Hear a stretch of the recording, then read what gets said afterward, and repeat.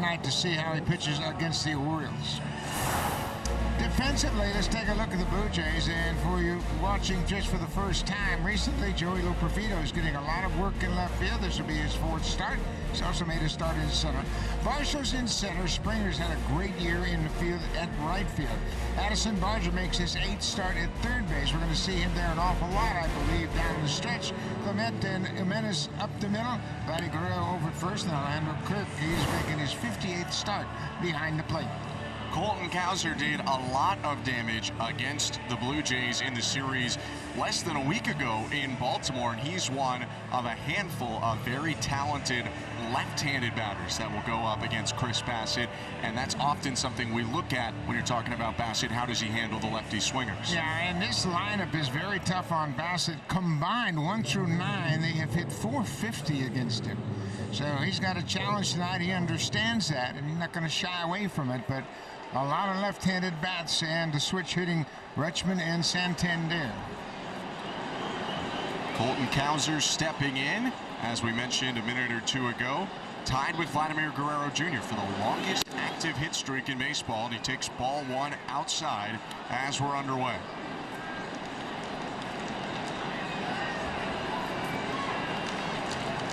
Cowser made great defensive plays against the Blue Jays in this series last week. Hit a homer in the doubleheader. There he takes a big curveball for strike 1.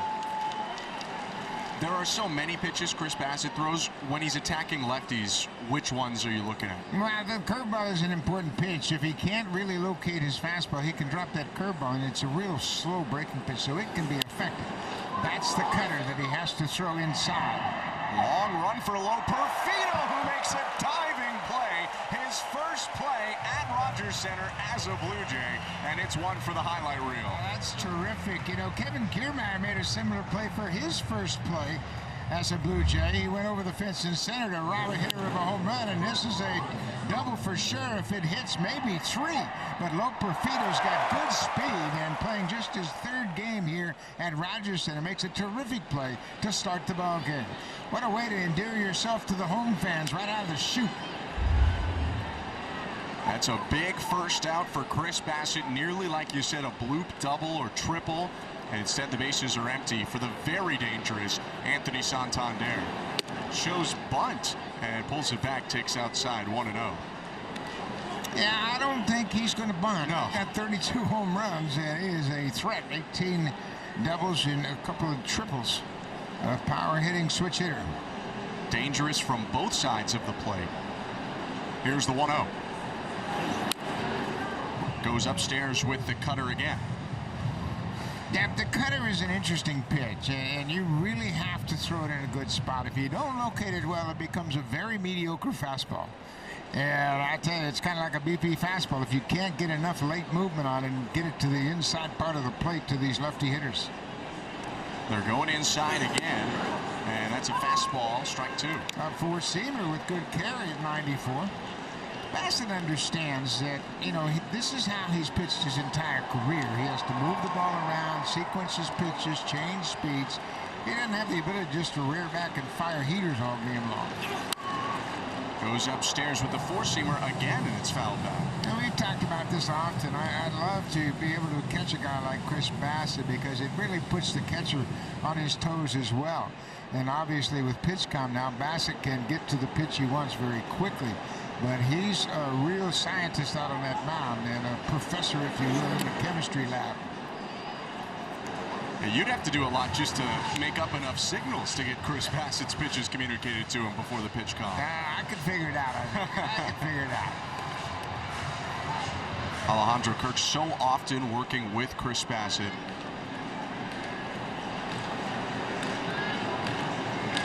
Wants it downstairs. Curveball's hit foul. No, it's okay. It is going to stay foul. For a second, it thought about going back fair. Yeah, it was a cue shot off the end of the bat, and it had that English on it. It took one spin, and it looked like it was going to bounce back toward the foul line, but it didn't. And that's the curveball. There's the difference, and you could see a very awkward swing from Santander. Hit it right off the end of the bat. Those cupped bats, when you do that oftentimes, they'll just splinter and break out because you have that exposed cup at the end of it. The 2-2. Hit on the ground up the middle. There's Ernie Clement at short. And there are 2 outs.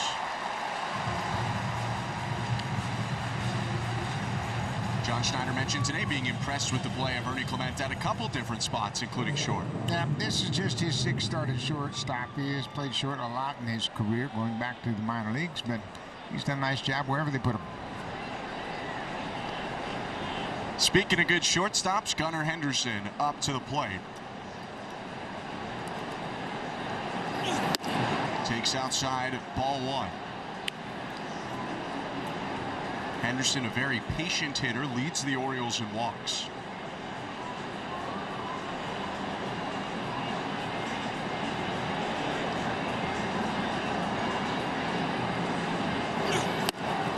There he gets him to chase, though. That was the changeup.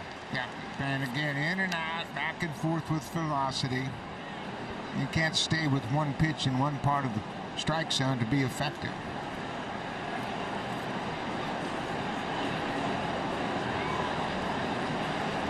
The 1-1. Swing and a miss. They stay outside that time again.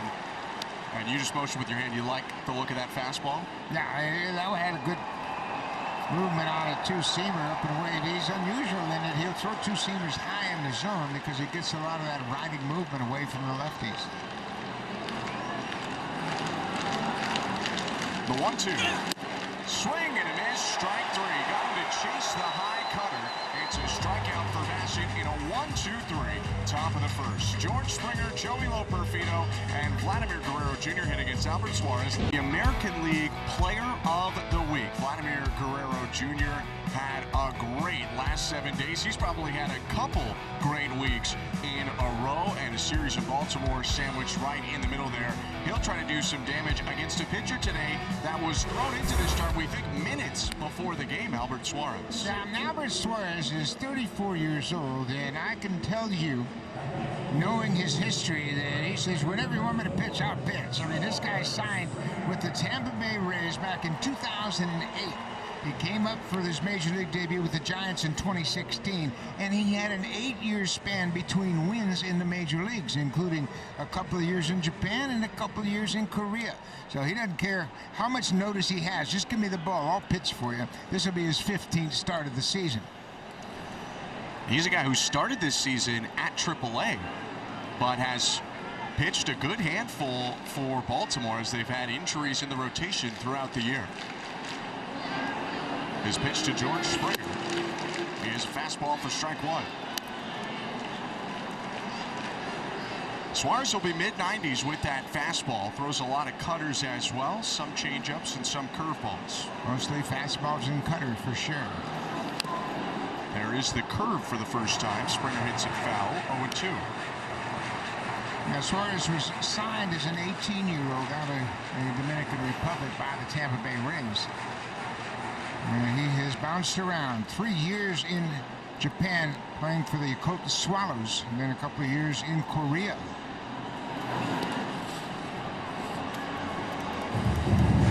Started out the season in AAA Norfolk at 19 hits, surrendered in 15 and a third, and then he came up to the Orioles to fill in for the injuries they had. Here's 1-2. There's the changeup for the first time. It's low. Yeah, whether it was Tyler Wells early in the year, John Means, Kyle Bradish, Dean Kramer, he's been bouncing around back and forth between the rotation and the bullpen. Swing and a miss. He gets Springer on the cutter, and there's 1 out. Already saw a great defensive play. And here is Joey Loperfido batting for the first time as a Blue Jay at Rogers Center. Yeah, in a couple games playing for the Astros here at Rogers Center, but this will be his first time stepping to the plate in the Blue Jays uni. I like where they have him batting in the order ahead of Vladimir Guerrero. Isn't it funny how little information teams have, but they go right to his weakness right off the chute? That high fastball has been a problem for him. 1-0. Upstairs again, and that one called a strike by David Rackley, who's the home plate umpire. Why do you like low Perfido 2, Guerrero 3? Because Guerrero is standing on deck and pitchers are thinking, I got to throw this guy some fastballs. Now it's up to Joey to hit him. And you know, too, he's a left-handed bat. I think that's really important. You put Springer and Guerrero with a lefty, and you got to find out what low Perfido is going to be. You put him in the top of the order, he's going to get plenty of opportunities, and John Snyder's interested and intrigued by the tool set of Joey Perfido.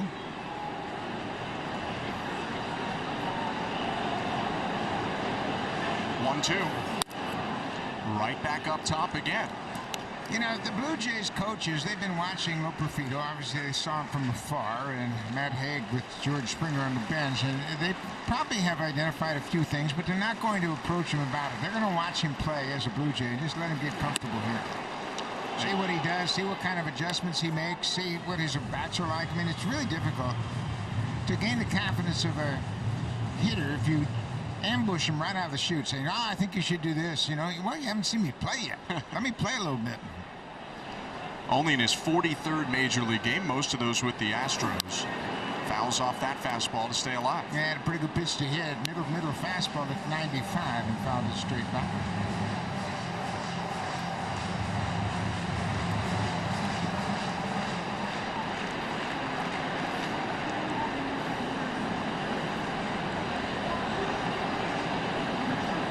Another 3-2. And another foul ball. Here's what I mean about hitting in front of Vladdy Guerrero. You're not going to get any trick pitches with a 3-2 count. Just got to make sure you square it up.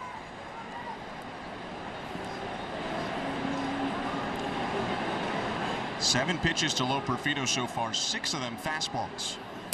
And there's a swing and a miss as he threw the changeover. Strike 3.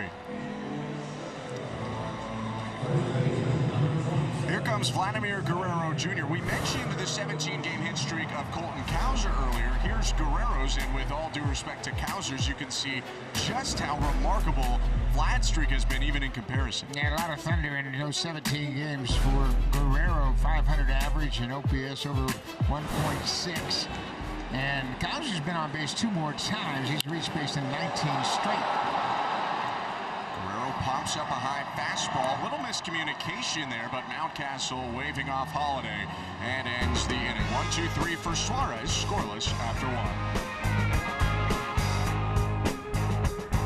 You know, his tonight's starter Chris Bassett, who might locate his as well as anybody. Look at the painting with some of these pitches here. Now, this is not a pitch that Bassett throws a ton, only about 14% of the time this year, but it's very effective when he does. He's thrown it for a strike over 60% of the time. He has a 27% whiff rate with the pitch. We saw him use it to get back into account with a called strike against Colton Cowser in the first. Now, that is something that I'll have to be cautious with here because the Orioles absolutely hammer breaking balls, Ben, but there aren't too many breaking balls in MLB quite like Chris Bassett's. You're absolutely right, Arden, and on your point with the Orioles, they have the highest slugging percentage of any team against breaking balls in baseball, but right on cue, there's the curveball from Bassett to Ryan O'Hearn. Yeah, and Bassett's curveball is so much slower than those breaking balls that the Orioles are hitting. I think it's an asset for him and certainly an important pitch against this team tonight. That's a pretty good pitch right there, and O'Hearn was able to lay off of it. That was the slider from Chris Bassett. He'll also throw a sweeper, which is kind of in the middle of those 2 pitches.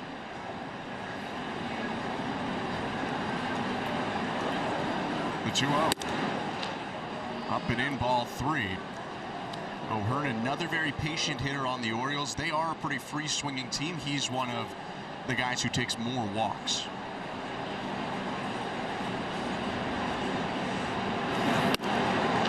Now, he's the senior citizen of the position players. He's 31 years old, still in the prime of his career. But he's surrounded by 23, 24, 25, a couple of 27s, and he's the senior member of this position squad for the Orioles. And I remember seeing last year they were getting on him. He DHs a lot, and they said they're going to put a statue of him outside of Camden Yards one day, but it's going to be sitting on a bench rather than playing in the field.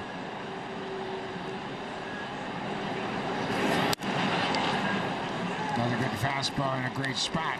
Right back in the count at 3-2. Adley Rutschman, the catcher, waiting on deck. Ryan O'Hearn leading off this inning. Ryan Mountcastle will also hit this inning for the Orioles. Curveball outside, ball 4. Yeah, Bassett was pretty happy with that pitch. It is called off the plate. He asked the home plate umpire if it was off the plate and just didn't get enough break to bring it back over that outside corner. So a leadoff walk, first base runner for either side. And here comes the switch hitting catcher Adley Rutschman.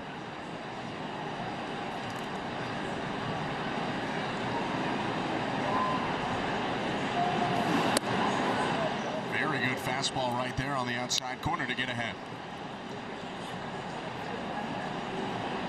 May as well challenge Rutschman early. He almost never swings at the first pitch, but he is much more aggressive than years previous.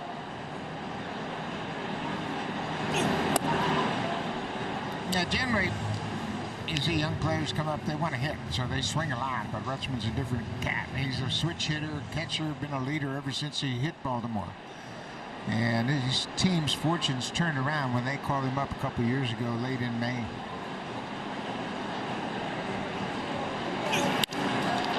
Hits that one hard to first, and Vlad will step on the bag for a double play. A couple of good defensive plays early in the game for Chris Bassett. Good support. Well, Perfito made a terrific play.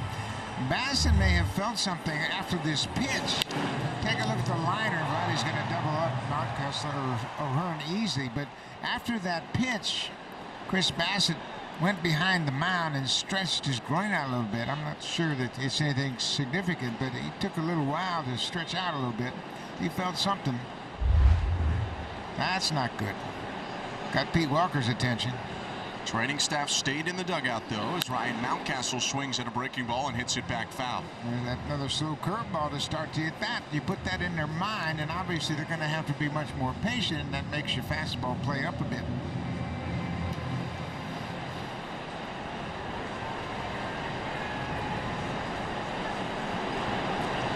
Mountcastle's also struggled a little bit against breaking balls this year. And there you see another curve. He hadn't struggled much against the Blue Jays. No. He has always hit the Blue Jays well, and it started back in Buffalo at Salem Field when he hit his first 2 Major League home runs against the Blue Jays a couple of years ago.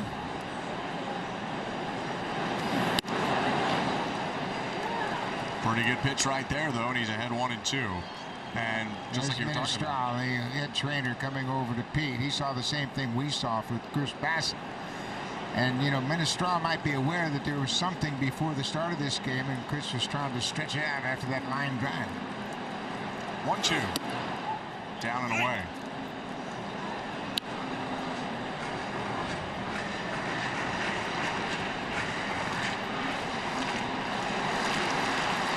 For Ryan Mountcastle, those 18 home runs, more than he's hit against any other opponent. He's also got more doubles against the Blue Jays than anyone else, more RBIs against the Blue Jays than anyone else. 52 RBIs for Mountcastle in 62 games against the Blue Jays. 8 home runs here at Rogers Center in just 26 games.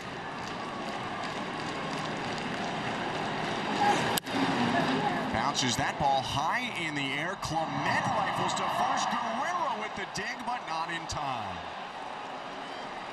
It was a little bit awkward on the left side of the infield whether Barger was going to go grab that or Clement was going to wait for it, and Mountcastle liked it out.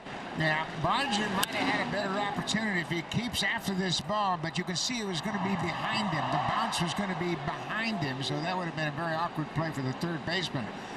Mountcastle just hit it in the right spot, and the Blue Jays are going to challenge the call at first. Body with another good stretch. Challenging the safe call at first base.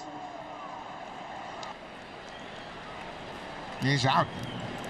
As soon as that baseball hits the inside leather of that first baseman glove, that's what is deemed a catch. And it looks like his foot is still in the air. And I think there's enough evidence to overturn that play. Like you said, credit to Vlad for the flexibility and the pick. And I think Mountcastle just saw it on the video board and was not a fan of what he was looking at. Rolled his eyes and looked away like he thinks he's On gone. review, calling the field's overturned. Runner is out. Toronto returning for foul. So an infield hit turns into a very nice defensive play for the Blue Jays after the challenge. A couple great plays, and it's still 0-0, middle of the second.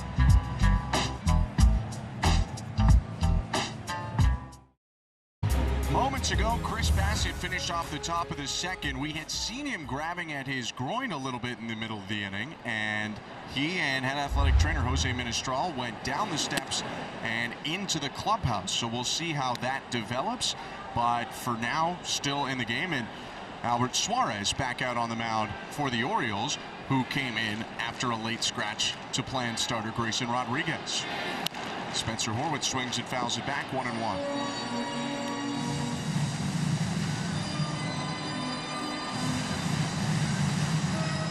Horwitz did not face Suarez back in June when Albert made his start here. Spencer grew up an Oriole fan, just outside of Baltimore. Timonium, Maryland. Yeah, a little suburb of Baltimore. He said his favorite player right out of the chute was Brian Roberts, the second baseman. And Roberts and Tejada, they had some good players, Rafael Palmeiro. And then he was a senior in 2016 when the Blue Jays and the Orioles played in the wild card game. And he said, I was watching the game, I said, how come Buck Showalter's not using it? You know where I'm going with that. I think everyone knows where you're going with that one. Swing and a miss, and it's 3-2.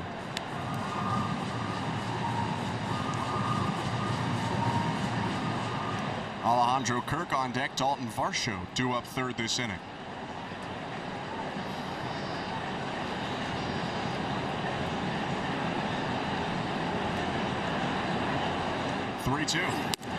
Check swing on a pitch outside, ball 4.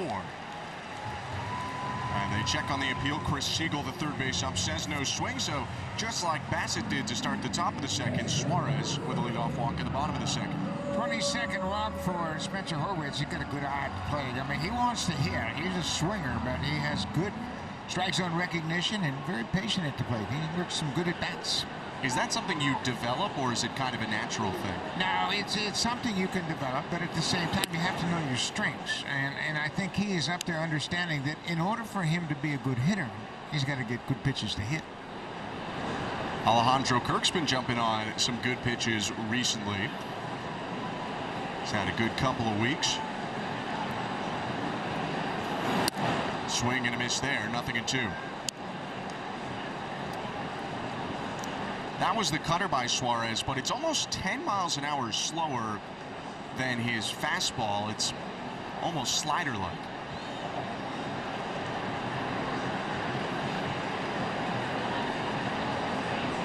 0-2. Back to that cutter. Yeah, and you know what? There's so many different pitches. They call them the sweeper, and it's basically a curveball that's thrown with a sidearm angle, and the cutter, that to me is a slider that he's thrown right there. A cutter is a flat breaking ball that just goes flat across the plane.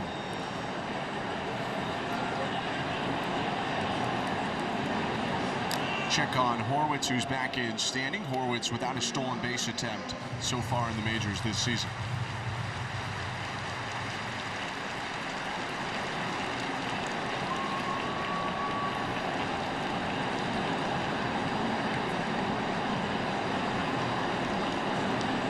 Pretty healthy lead over at first, shortens up a little bit, and that's going to be a pitch timer violation. That's why Suarez tried to step off, but he didn't do it in time, and that'll turn a 1-2 count into a 2-2 count. David Rackley, the home plate umpire, you know, umpires have a buzzer. When it hits 0, it buzzes, gives them the awareness that the pitch there's been a pitch violation.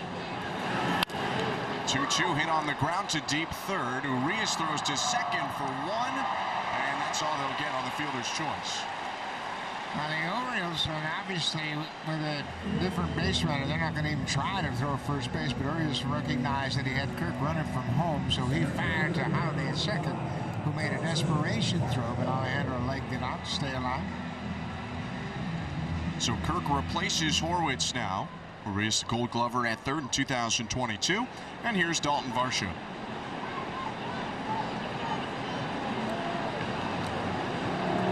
You see they don't really hold on Kirk at first as Varsho takes upstairs, ball 1.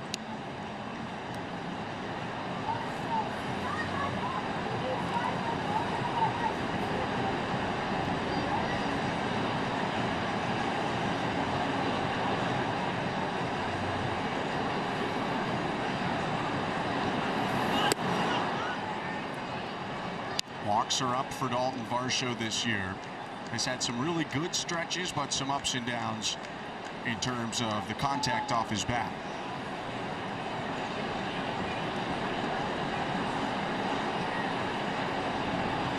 Two up. And 3-0 with that big miss upstairs. Now, I would let Dalton swing here on a 3-0 count in this ball game. You trust him to get a good pitch to hit, but I'd turn him loose now.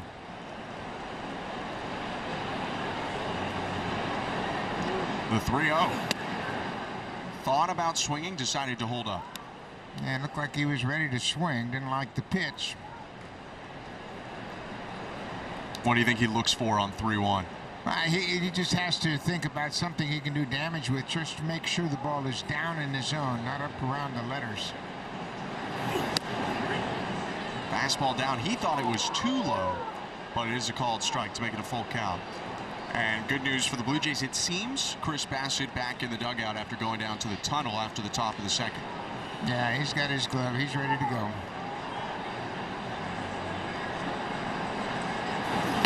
Swing and a miss at the high heat. That's a third strikeout for Albert Suarez. Freddie Clement had a big day on Sunday in New York against the Yankees, and he started to hit the breaking ball.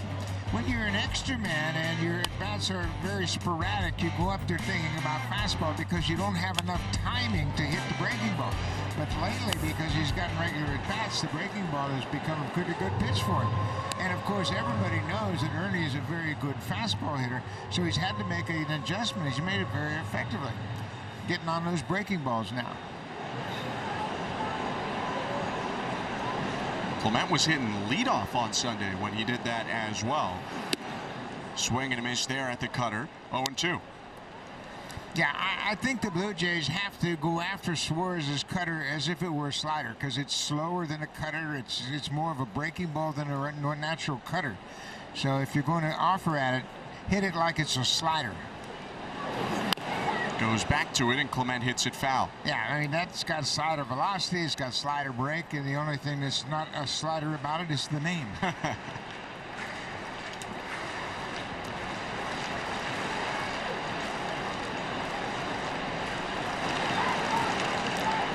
Leadoff walk for the Blue Jays, and then a fielder's choice. Kirk's on first. And the 0-2 is again another cutter. He's thrown only cutters to Clement so far.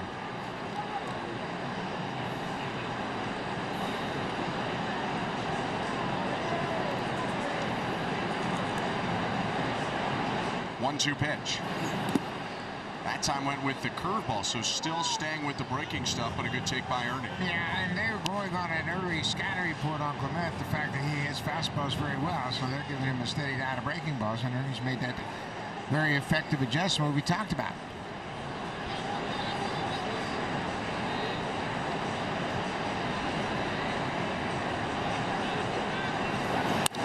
Breaking ball line to left field, and that's down for a base hit. Kirk up to second, Clement at first with another hit off a curveball. Yep, the breaking ball, and especially with 2 strikes. I mean, I went through this my whole career as a player. When hitters get to 2 strikes, they're cutting down their swing, and if you throw them a pitch in the strike zone, they're going to put it in play. It's a slow breaking ball. Ernie had seen a bunch of good breaking balls, and he fouled off a couple. That was not a bad pitch. It was probably low, but at the same time, he'd seen nothing but breaking balls in that at bat.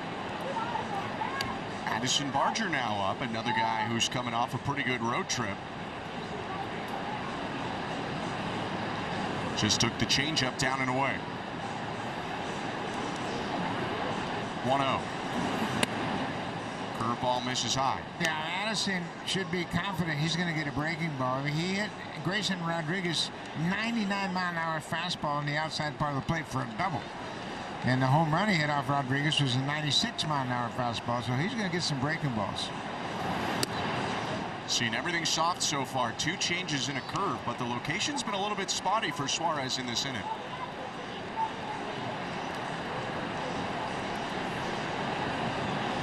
Issued a leadoff walk, went 3-0 with Varsho before striking him out. And there Barger takes a fastball for strike 1.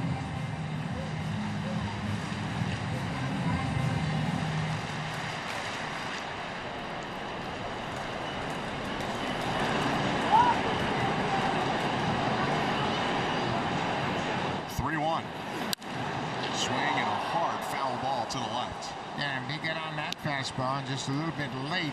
We talked about some of the adjustments he's made. One of the things that's really helped him get to these pitches is that he's quieted down his hands. There's not so much bat movement now, and that's always a timing issue. You're always going to be in a different spot if you wiggle that bat so often, but he's staying pretty quiet right there in the setup. Runners off on the pitch and a swing and a miss at the fastball to end the inning. A hit and a walk for the Blue Jays, but 2 more strikeouts for Suarez. We go to the 3rd, where it's 0-0. Little bit of a stir-up because I was able to get my hands on the George Springer hockey jersey giveaway, which is available tomorrow. Everyone is asking about it, and the first 15,000 fans that are here in the building tomorrow are going home with this bad boy right here. Listen, I've seen many great giveaways this season. This one right here, I'm going to say it, it's got to be one of my faves. I'm also seeing some people eye me up for this jersey right now, so I'm going to go ahead and slowly put this away, and I'll throw it back to you guys in the booth. Sounds good, Emily. Make sure don't get any ketchup or mustard on that George Springer jersey. You gotta keep that one safe for now. Springer in right field. Chris Bassett back out on the mound, and we're back underway as Eloy Jimenez takes the first pitch up and in. Ball 1. Jimenez, a trade deadline acquisition by Baltimore from the Chicago White Sox, where he had spent his entire career.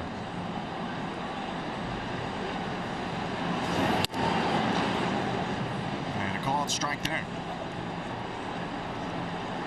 And Menace, his big league career in Chicago until the trade, he actually signed with the Cubs, who was part of the Dylan Cease trade that went from the Cubs to the White Sox. He's had some up and down times with the Orioles, and injuries created a lot of that. He had a horrible injury in spring training a few years ago when he tore a pec muscle trying to make a catch up against the outfield in spring training. Cost him an awful lot of games, over half the season. He just really hasn't been able to escape injuries for long stretches in his career. Here at Rogers Center as a White Sox this year, he strained his hamstring, went on the injured list, ended up going back on the injured list, or pardon me, was on the injured list earlier in the year as well with a different injury. When he's healthy, though, he has produced some big power numbers. 2-2. Called strike 3. Great fastball from Bassett, his second strikeout of the day. That brings up Jackson Holliday, who came back up to the majors against the Blue Jays on Wednesday, and in that game, in his first major league home run, a grand slam. It was a huge grand slam up over the flat court in right field, and it's been a different Jackson Holliday than they saw in his first go-around with the Orioles. And we saw him all spring long. He played a lot against the Blue Jays. He had a heck of a spring. And right at the end of the spring, I went in and talked to Brandon Hyde, the manager, before the game. I said, Jackson Holliday looks like he's made your club. He goes, I don't know. And he knew that he wanted him to get off to a good start in AAA. And they started him out in AAA, and he got called up and didn't have much success at all. And they sent him back. But he's in a different spot right now. He was 2 for 34 when he came up the first time. He's 7 for 18 in 5 games since coming back. Yeah, and you can see what he's done. He's got 3 extra base hits, including that grand slam, 7 RBIs in 5 games played. And you got to remember, he's 20 years old. Yep. Went around on that curveball, and it's back-to-back strikeouts for Chris Bassett, who after a little bit of a health scare is looking right back in form. Yeah, obviously he was just getting his legs loose a little bit last inning, and that's that slow curveball. And boy, young hitters, they're really vulnerable to that pitch. They've just not seen many slow breaking balls that slow that Chris Bassett will throw them. Another well-placed curveball, and that curveball has been an important pitch for him early in this game. 2 outs and Ramon Urias up. It's a breaking ball in the air to left center field. Loperfido going back, and a long run to make the catch on the track and end the inning. Bassett has faced the minimum through 3 innings. Blue Jays trying to get on the board next.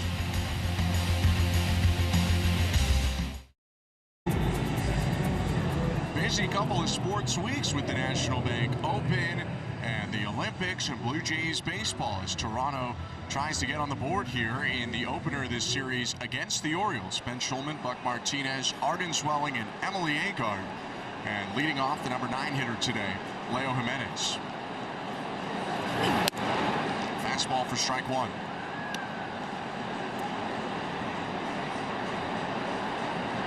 Leo getting the start at second base today rather than shortstop. Ernie Clement at short. His 3rd start at second base. He's a natural shortstop, of course. Jacks that ball down the left field line, hooking and foul. Yeah, before the game, before they start batting practice, the infielders come out and they have an extensive workout period, and he was working out there at second base with Carlos Fabulous, trying to give him a few tips on the position, footwork, and the throw. Different mechanics indeed than from the left side of the infield. Addison Barger was actually taking balls at shortstop today under the guidance of Carlos Fabulous, and I asked Addison about that.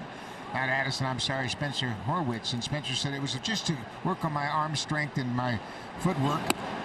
He said, I made a bad throw in New York because I didn't get my feet working the way I should. So Carlos suggested we get over at shortstop, and you have to have better mechanics to throw from that position than you do at second. 2-2. Popped up. Back of second. Santander is waving for it. The right fielder makes the catch. Well, we must remind you that Albert Suarez was a late insertion into this rotation. It was Grayson Rodriguez's turn to start, and Rodriguez was out on the field like he was getting ready. We saw him getting loose down in front of the Orioles bullpen, but all of a sudden they made the switch to Suarez, and so far he's been tough. Second time through the order, a ground ball off of his foot, picked up by Henderson, throw to first in time, 2 outs.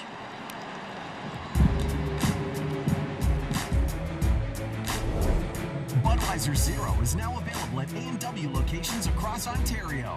Try the new Baseball Buds combo this summer.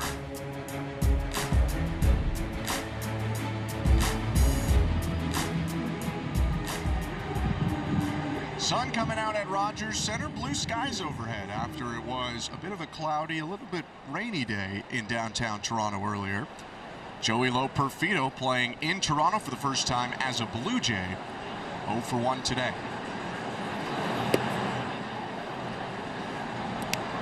You mentioned in his last at-bat, Buck, that they're challenging him up as a potential weak spot. Where do you see some of his strong points as a hitter? Well, I just think it's his physical tools, and obviously he's just such a new hitter that he's going to have to learn where his strengths lie in the major leagues, and it'll be a process for him, just like every young hitter. Flies out to left field to end the inning. A 1-2-3 frame for Albert Suarez. We go to the 4th. All night long as the Blue Jays take on the Cincinnati Reds. Grab your tickets today. Visit BlueJays.com/LooneyDogs. That dog tally is climbing quickly. Just in the 4th inning already, 41,000 consumed by the Rogers Center faithful.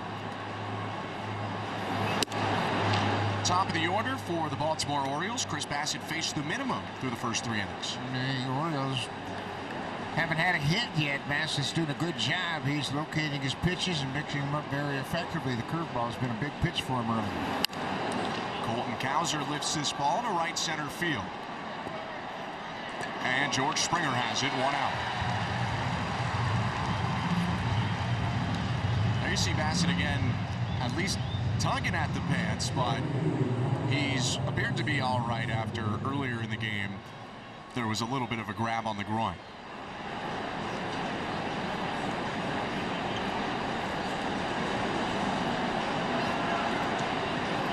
Bassett's been effective and very efficient so far. 40 pitches for Bassett as he faces Anthony Santander.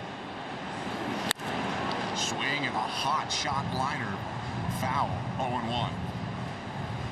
Yeah, that's exactly what Bassett wants to see. A hitter that's really off his timing. And Santander was way out in front of that pitch. And if you're pitching, you say, okay, well, if that's the case, I got to go slower. Get him even further out in front. Goes with the fastball, and it's fouled back, 0-2. Yeah, beat him with that fastball, and he's doing a good job mixing up the pitches very effectively. Got Santander leaning forward on a couple curveballs in the last at-bat. We'll see if maybe he goes back to that weapon of his.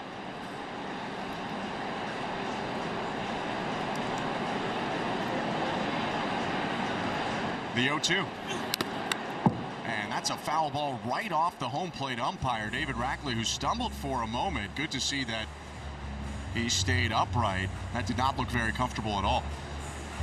Yeah, it looks like it's a cutter inside, and he fouls it right back off the face mask. Unfortunately, it was off to the side and wasn't really square. Kind of knocked his face mask off, but the umpires are going to check with him, and Jose Menestral also going to come out just in case.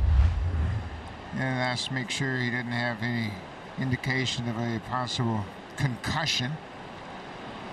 The catcher's mask and the umpire's mask have been dramatically improved over the years. And then Menestral saying, okay, what's my name? What town are you in? What inning are we in? Count my fingers. All those things. And it looks like David Rackley is okay, which is great news. And he'll get back behind the plate. What are some of those mask improvements you're talking about? Well, you can see the width of his chin guard, that spongy area, the foam protecting. I mean, it's almost twice as big as it used to be, and that gives you a lot more cushion. Of course, the forehead is very important as well, but they've done a great job. The masks are much lighter, they're much stronger, and they're much more protective than they once were. Kirk setting up way outside, and the 0-2 is a changeup down and away. When I first started, you get a foul ball on your mask and it might bend the metal. I mean, they were steel masks, they were very heavy, but at the same time, if you took one square in that face mask, it would bend those bars in front of your eyes. And you just kept it on, right? There was no other option, or would you have a backup mask? It wasn't bent to the point where it was dangerous, but it'd certainly be dented. But then again, that was 100 years ago. As you can see now, they're all composite, they're all very light, and they're very, very safe. A lot more protection. Another 1-2. Trying to go inside. It actually leaked back outside, but Santander lifts it to center field. Dalton Varsho's there, and there are 2 outs. Bassett's off to a good start. We mentioned he had a tough July, and this lineup has good numbers against him for his career, but he's done a good job mixing his pitches very effectively tonight. In 3 previous starts against the Orioles as a Blue Jay, 17 earned runs in 13 innings. But through 3 2/3, 1 walk so far for Chris Bassett. That's all he's allowed. He's coming off a month of July where he had his highest earned run average for a single month in his career. Over 7 is his earned run average, 701 to be exact.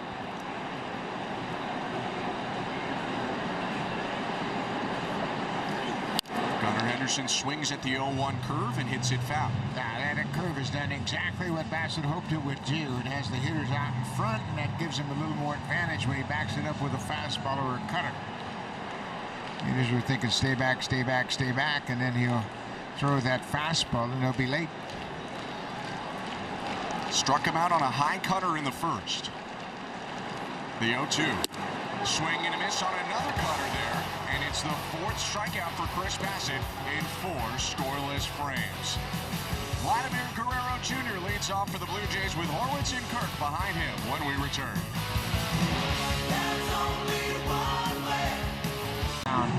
His strike zone. By that I mean he has narrowed down the pitches which he swings at, which has been a great improvement. He has had 10 games against the Orioles this season. He's hit .444 with 4 homers and 10 RBIs in 10 games. Just like Santander in the first, don't really think Guerrero was going to bunt there. I think the look on his face tells you that. He takes strike 1. Yeah, he had a smile about that. He says, "You think I might bunt?" No, I don't think you're going to bunt. The 0-1. Foul back.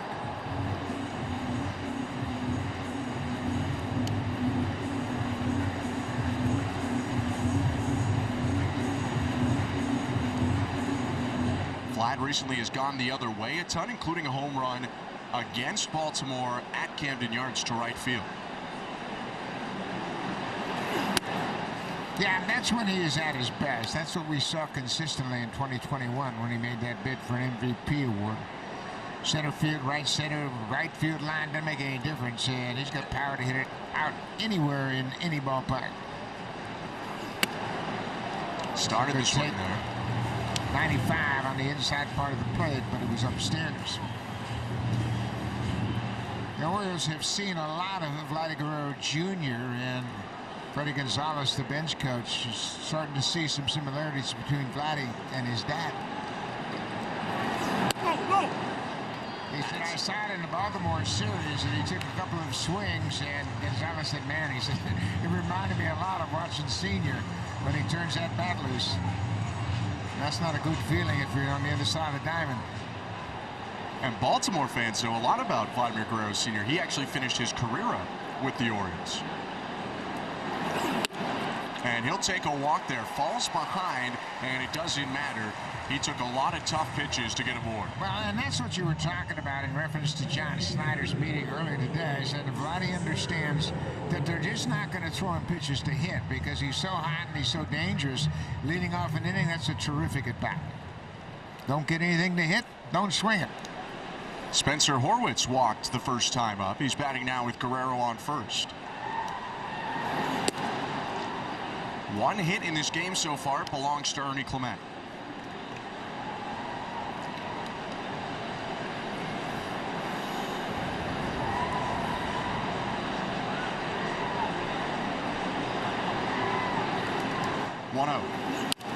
Swing and a bouncing ball to first. A step on the back for one, and Guerrero's in a rundown, and he'll get chased down for the double play.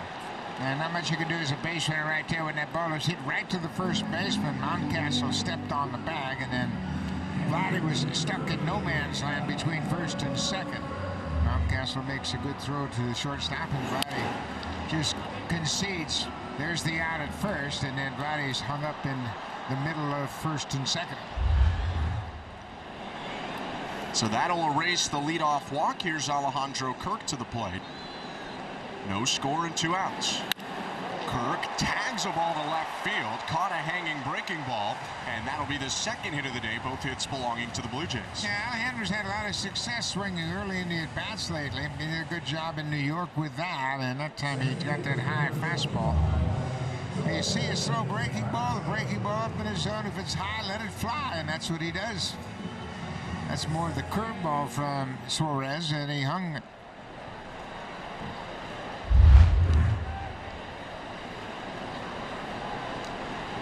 Now Castle playing behind Kirk as Varsho pops up the first pitch. Foul territory left side, out of play.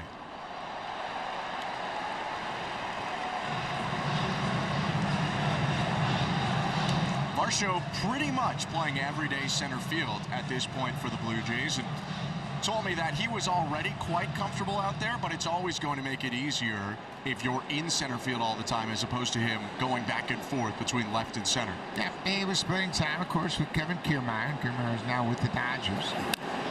So, yeah, you come to the ballpark knowing more than likely you're in the lineup, you're going to be playing center field. And that'll help John Snyder, too. He gets a look at Joey Lopervito. You keep Varsho in center, put Lopervito in left field, and see what you might have looking ahead to next year.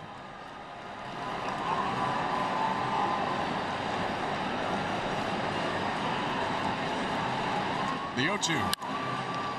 Hit foul out of play again.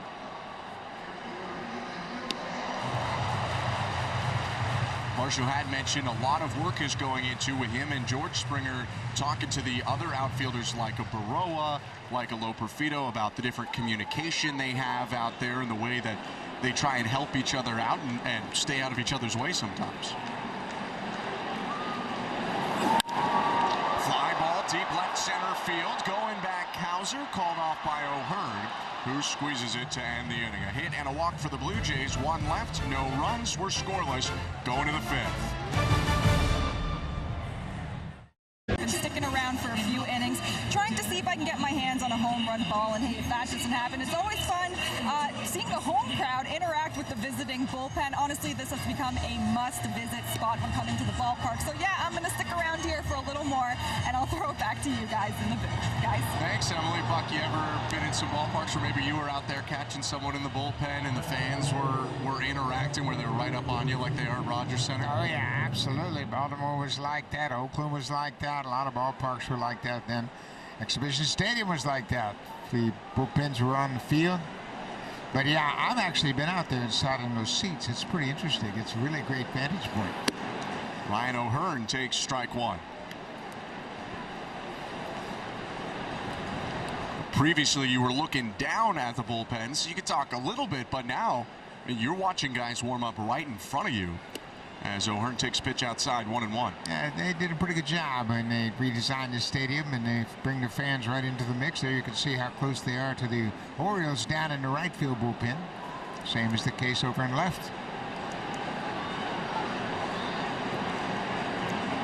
Chris Bassett winds in the 1-1.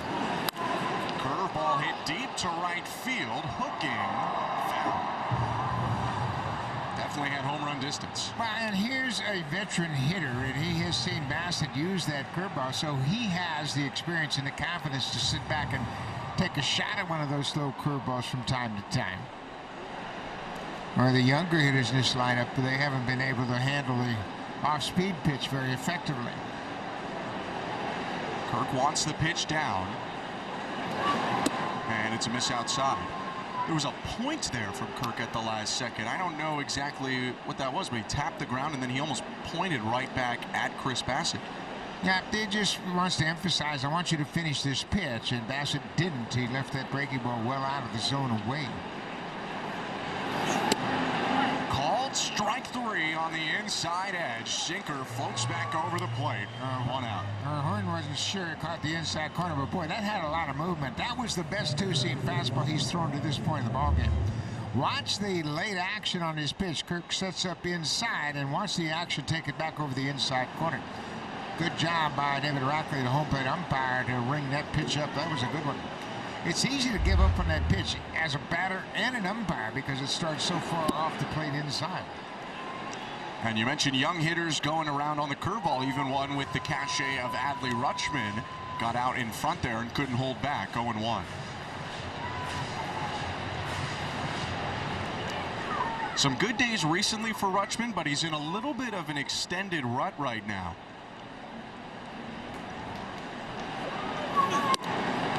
Another good fastball to make it 0-2. Boy, Bassett's in a good spot early in this game. Hitting his spots, mixing his pitches, and as we said, that curveball's had a lot to do with his outing so far. He's been able to hit with that curveball, and that sets up everything else around it.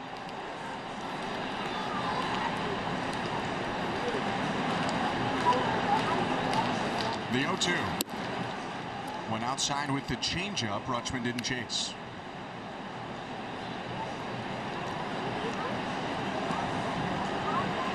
For Rutschman, he's hitting in the 150s since Canada Day. Tough month of July. The 1-2. Swing and a miss, strike three. Went up and away with the cutter, and that's 3 strikeouts in a row going back to the 4th inning for Bassett. 6 on the game, and he is really hitting with all of his pitches, and you can see he cuts this ball away, and it just runs to the outside part of the play. Rutschman can't connect. That's the 79th time he has struck out this season. It's been a tough month or so for the Orioles catcher. Ryan Mountcastle takes a changeup at the knees, 0-1. Nearly an infield single for Mountcastle in the second, but the Blue Jays challenged a close play and it was overturned. Peel down to first, no swing, says Larry Vanover, the crew chief.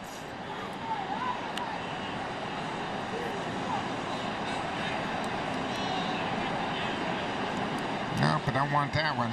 Nope, I don't want that one. So Bassett now has the pitch. He called it. So this is the pitch he wants to throw. It's a fastball, and it's a called strike. Yeah, two-seam fastball. He's got a lot of life on that pitch tonight. I mean, this is a great start after a disappointing month of July. He's back on his game.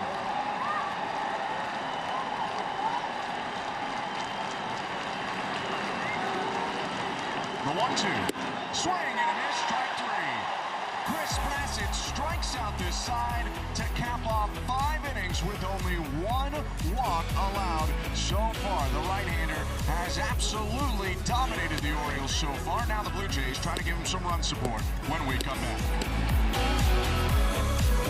Improved against all those curveballs and sliders since recognizing that approach. Here he is singling off another curveball earlier tonight and a 2-strike count against Albert Suarez. Now, I caught up with Clement about this recently. He told me a big focus in his work with Blue Jays hitting coaches has been on slowing down his swing, really staying back on those breaking balls. He felt like he developed a tendency to pull those balls earlier in the season, Ben.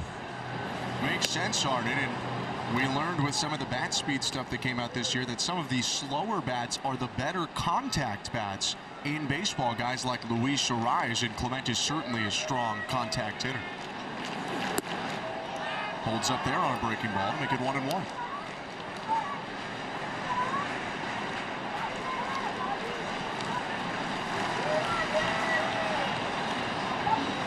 The pitch from Albert Suarez. Hit on the ground, foul. Again and again, breaking balls to Ernie Clement. Yeah, and you know, like I said earlier, when you play more, you have more confidence at the plate. You're getting regular at bats. You're having a regular routine, and you know you're going to get in there every night. So your confidence is through the roof.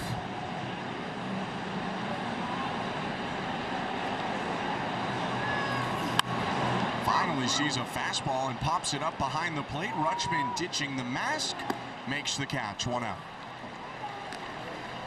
Yeah, Ernie won't be too happy about that at bat. He went after a pitch that was well out of the zone upstairs and pops out for the first out of the inning. New baseball for Albert Suarez, called upon late today to make the start after Grayson Rodriguez was scratched, and he's been very good. 2 hits and 2 walks is all that the right-hander has given up.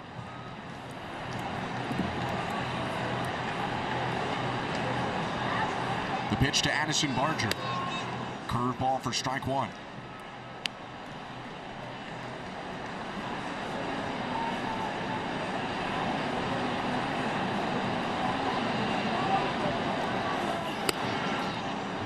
And a lot of guys you see Grayson Rodriguez scratched, that's a good thing because he's so good. Barger might have been one of the guys who was disappointed after his home run and double off Rodriguez last week. Yeah, he was in the lineup because of that. He hit the home run on a 96-mile-an-hour fastball. He had an 0-2 fastball away, and he ripped it down the left field line for a double. He was 2 for 2 against the scheduled starter. Swing and a miss on the high heat there, and that's another strikeout for Suarez, his 5th. Leaf Filter's technology keeps debris out of your gutters for good, guaranteed. Schedule your free inspection today. Call 833-LEAF-FILTER or visit leaffilter.ca. Leo Jimenez to the plate. 0 for 1 today with a fly out to right field. Swing and a miss at that fastball at 95, 0-1. Suarez really holding up that velocity as he gets into the 70s in pitches.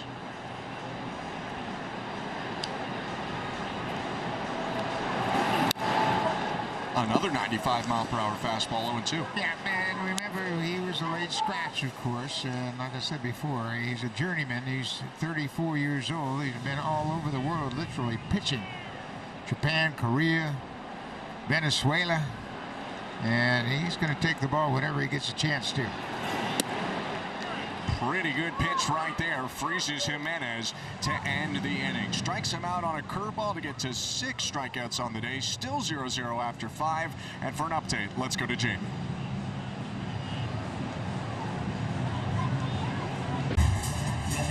Well, here's Grayson Rodriguez, who was scheduled to start tonight, warming up in the outfield prior to tonight's game. Obviously, he was a late scratch. Albert Suarez making the start. The Orioles now telling me that Rodriguez was scratched with right lat/teres discomfort. So, Ben, clearly something felt off in that pregame warm-up.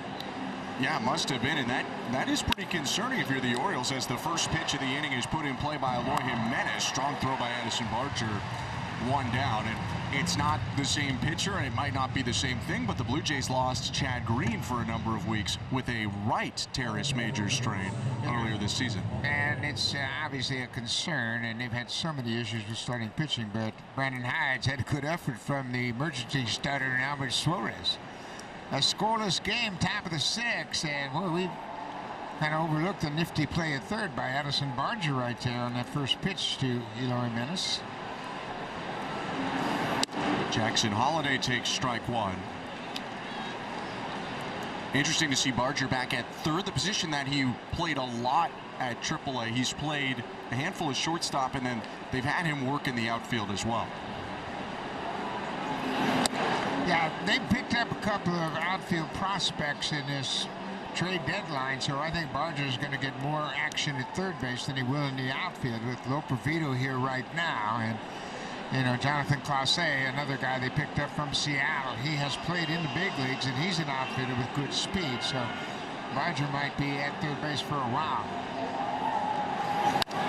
Swing and a high drive by Holliday. Deep right field. Springer back, and Jackson Holliday leaves the yard against the Blue Jays again. The first hit allowed by Chris Bassitt is a solo home run, the third career home run for Holliday. Well, Jackson Holliday had a great spring against the Blue Jays during spring training.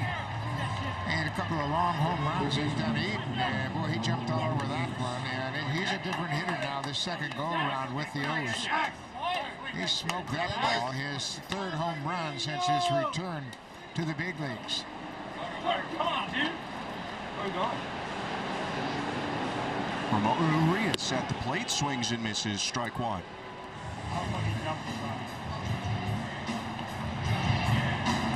And he's starting to get pretty used to the home run celebration. 3 in 6 games. Go back and look at the pitch that Holliday hit out of the ballpark, as you see Kirk trying to give that inside target. That was a cutter that didn't cut, and we talk about Bass knew it immediately that when you don't get that cutter where you want it, it turns into a mediocre fastball. Take another look at it. He's trying to cut it off the corner inside. It just spins out over the inner half, and Holliday squared it up. He's going to be pretty good when he grows up.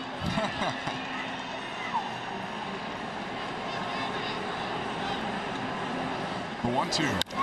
Urias hits it just over the mound. Long run, Jimenez throws across his body, and it's dug out by Guerrero for a very nice second out. A terrific play on both ends, as Jimenez, playing just the third time in the big leagues at second base, going away from first base, knew he had to unload in a hurry. And watch the range as he goes up the middle, throws from the shortstop side of second, and what a dig out by Vladdy. Jimenez bounces it over there, and Vladdy's able to take the short hop and corrals it very good. Good play on both ends. Guerrero made a bit of a late adjustment. Looked like he was going to forehand that ball and then turn it around and backhanded it. Now Colton Cowser hits it back foul, and looked like he winced a little bit there in pain. 0-1. Yeah, he's kind of wringing out his right hand. Kind of got twisted awkwardly on that swing.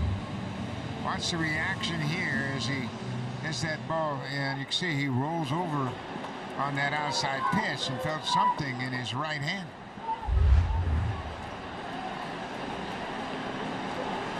Cowser still trying to extend that 17-game hit streak. Takes up and away.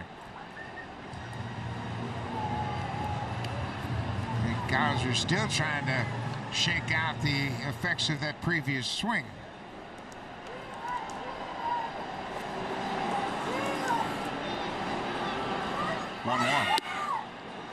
Up and away again. Burch Smith getting loose, a guy who can pitch multiple innings in this Baltimore pen. Albert Suarez was called on late, so perhaps they don't want to extend his pitch count too much here. And Brendan Hyde did shake the hand of Albert Suarez, so you figure Smith is probably in next inning.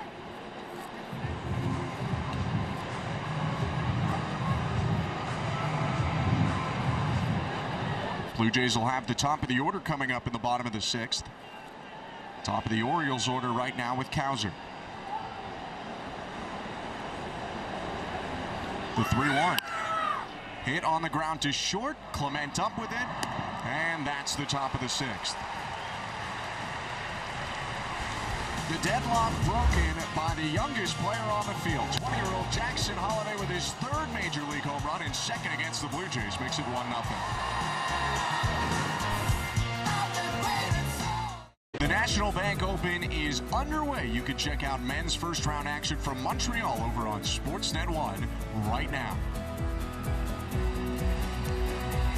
Albert Suarez, the Orioles starter, out of the ballgame after 5 innings and 73 pitches, and especially considering he was called on minutes before the game, he did a fantastic job. Well, he sure did. Yeah, you can see Blue Jays couldn't figure out anything. He threw a lot more slow breaking balls than he had in the past, and his previous outing was in relief as he pitched on the 1st of August in the bullpen and threw an inning into thirds. It didn't go so well. He gave up 3 earned runs on 3 hits, but he was much better here this evening.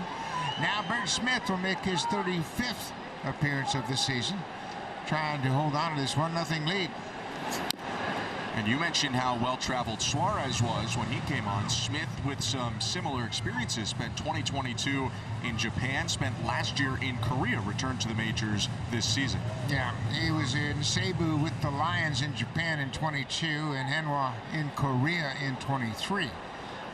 Drafted out of the University of Oklahoma in the 14th round by the Pirates way back in 2011. George Springer a little hard done by. The check swing tipped off his bat into the glove of Rutschman, so it's 0-2.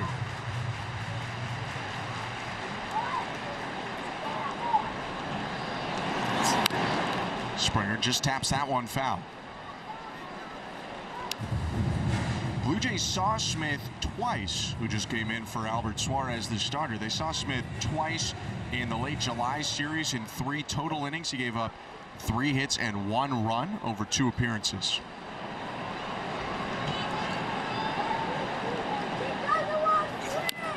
And Springer again spoiling a breaking ball off the plate.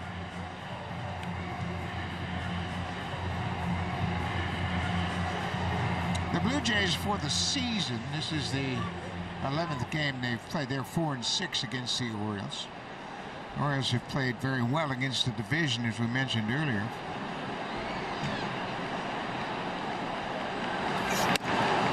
Called strike 3, 97 on the inside edge, 1 down.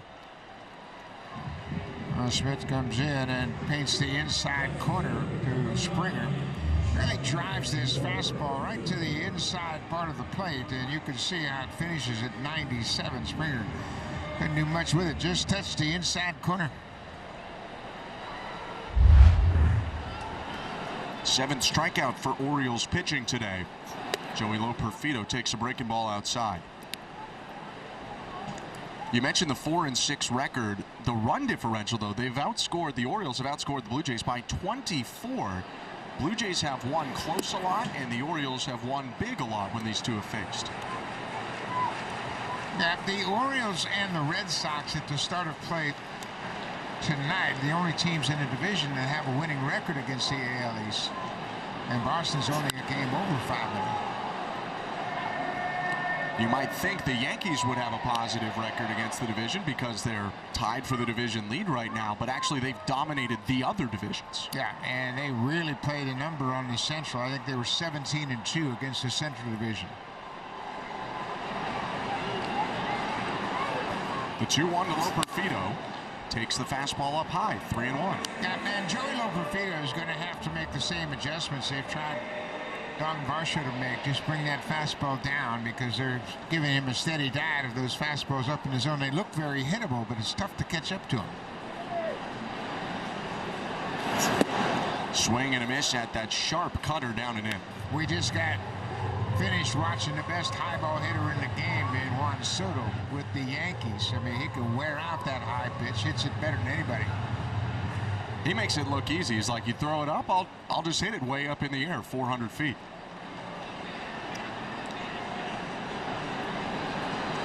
Three-two. Hit on the ground to second. Holiday up with it. 2 outs.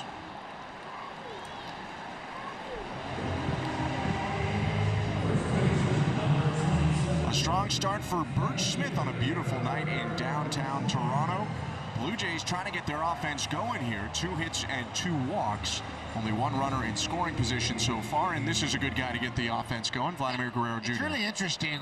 John Snyder was asked about walking Aaron Judge intentionally in New York, and he said, when are they going to start giving Guerrero the same treatment? Swing and a liner to right field. Make it 18 games in a row with a hit for Vladimir Guerrero Jr. Yeah, that's not one of his harder hit balls, but he'll take it. He's been on base twice. He walked in the 4th start inning and then was doubled up. And now he gets a 2-out single.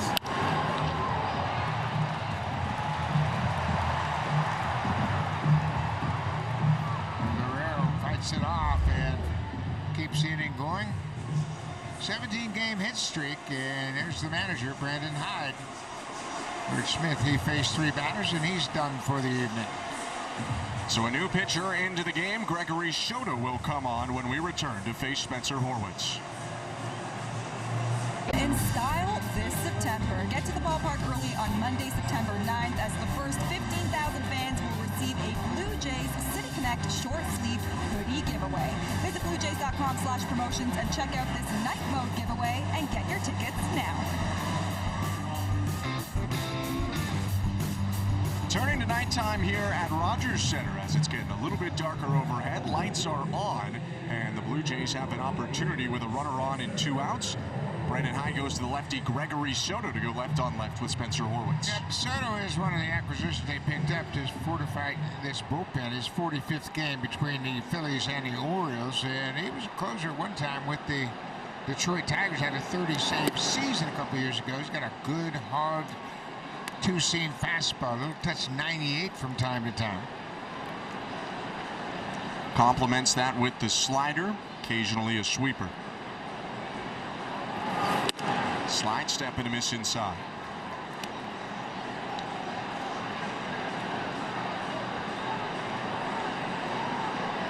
Horwitz has shown the ability to hit tough lefties this season. And 3 good takes there. Soto's been a little bit wild. Yeah, and Horwitz going to make you throw a strike. He's had just 30 at-bats against lefties. He's 6 for 30, just barely a 200 average, but he's getting more opportunities, and that number's going to improve. Looked like he was taken all the way there as he takes strike 1.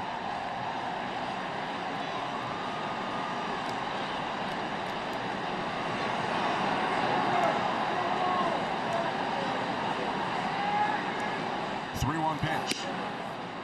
Right on the inside edge and a snap throw to first. Guerrero back with a dive.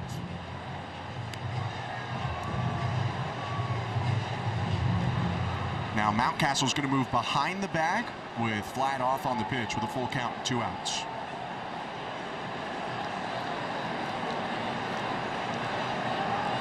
Three-two. Line to right center field, a base hit. Guerrero around second. He's headed to third, and they'll stop him there. It's a single for Horwitz, who again comes up big against a tough southpaw. Oh, he sure does. He got jammed a little bit, but on the 3-2 pitch, Guerrero was running, and once it was over the infield, he really turned on the jets. There's the 2-seam fastball. Horwitz gets jammed a bit, but he fights it off, and Vladdy running on contact, and it sees it to the outfield and really thinks about scoring. If there's a bobble, he's got a chance to score, but they field it cleanly, get it back into the infield. So it's first and third now as Alejandro Kirk will step to the plate. And before we have this pitch, we're going to have another meeting on the mound. Remember, Kirk had a first pitch base hit his last time up in the 4th inning. He's been on base twice, based on a fielder's choice in the 2nd and singled in the 4th. And this might be a decent matchup for Kirk, who tends to hit the fastball really well. He's going to see a lot of fastballs. Yeah, and he's a very good high ball hitter, but Soto would like to get the ball down. He hasn't been able to get it down just yet. Home plate umpire David Rackley going out to break up this meeting between Drew French, the pitching coach, the infield, and Gregory Soto, the reliever that just came in. Yep. Kirky has just one at bat. He's 0 for 1 against the Orioles lefty. Very interesting that once again Spencer Horwitz comes through against the tough left-hander. And a couple of hits against Houston, Framber Valdez and Josh Hader. Both lefties in that game. Horwitz on first, Guerrero on third. And the pitch to Kirk. Inside. Yeah, they started him out with a breaking ball. They weren't going to give him that first pitch fastball. They are giving Kirk a lot of room on the right side of that infield, with Jackson Holliday playing up the middle. Swing and a fly ball hit a mile foul. Don't see many balls hit up there in the 5th deck. He was out in front of that high pitch. That was the sweeper. You know that he was looking heater and got the slow breaking ball. Not sure you expect to get a foul ball when you're sitting up there, but that's a pretty cool souvenir. And now one that stays more fair, headed to the bullpen. That ball is gone.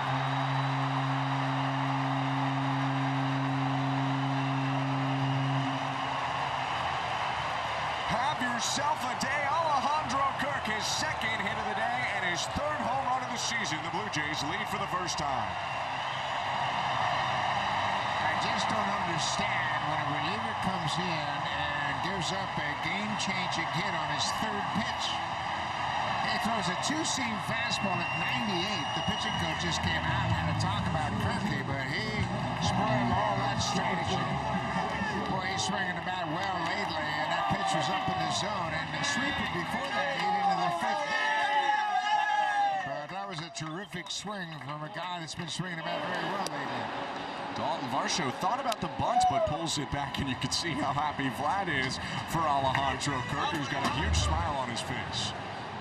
And you can see that's a sweeper, and that's his 3rd pitch.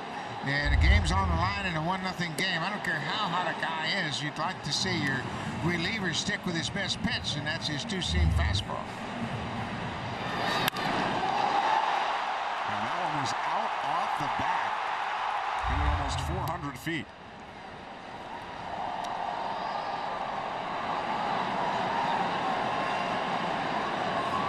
Albert Suarez on the right started the game. 5 scoreless innings, but now 3 runs allowed by the bullpen in the 6th.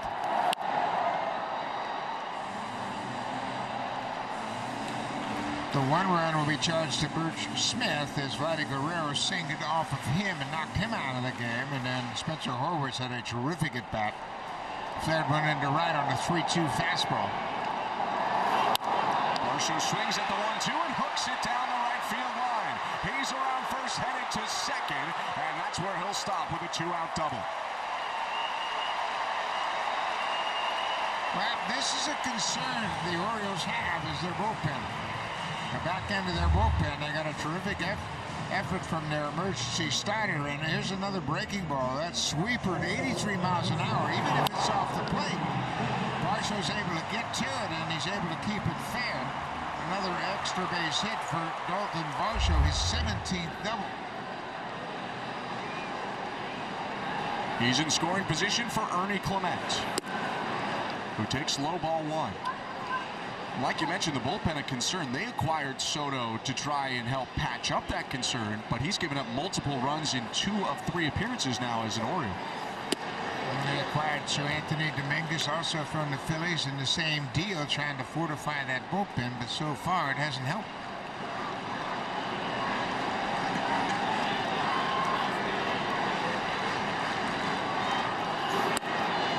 Clement started to offer but holds back. And it's 3-0. The Orioles are in a flat-footed tie with the Yankees at the start of play. New York got rained out tonight in New York. And they're going to walk Ernie Clement with the base open. That will be the first time in Ernie Clement's career that he has been intentionally walked. It was on 3-0, but still. And for Clement, it's his 7th walk of the season overall.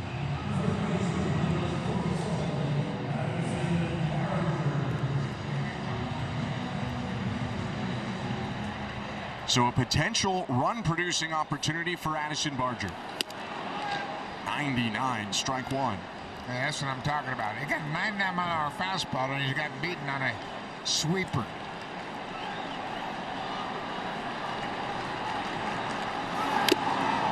That time a foul tip on the sweeper. It's 0-2.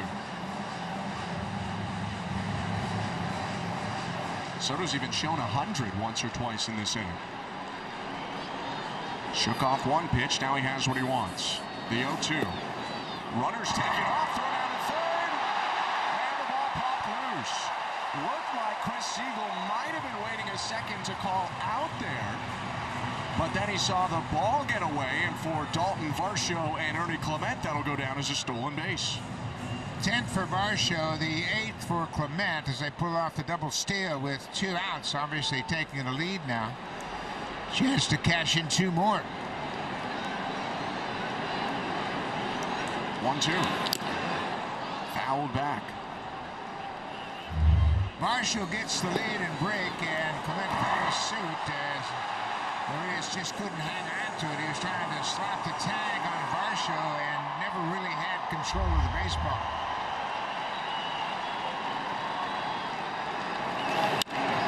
Swing and a flare down the left field line. Fair ball. Varsho scores. Clement in to score. It's another double for Addison Barger. It catches in 2, and the Blue Jays are up 5-1. Well, let the kids play, and the kids are doing a good job. Spencer Horwitz got a base hit in this inning, a key at bat, and how about the effort of Barger to get to this breaking ball?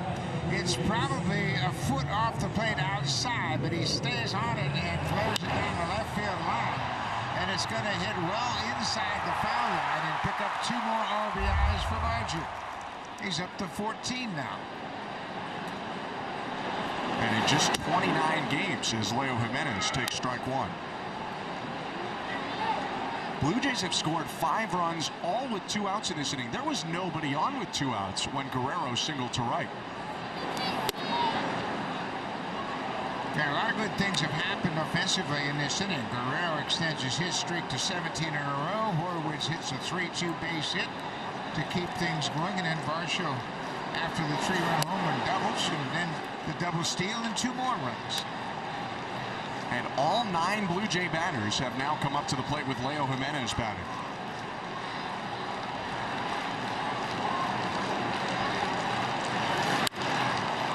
Foul off to the right, 2-2.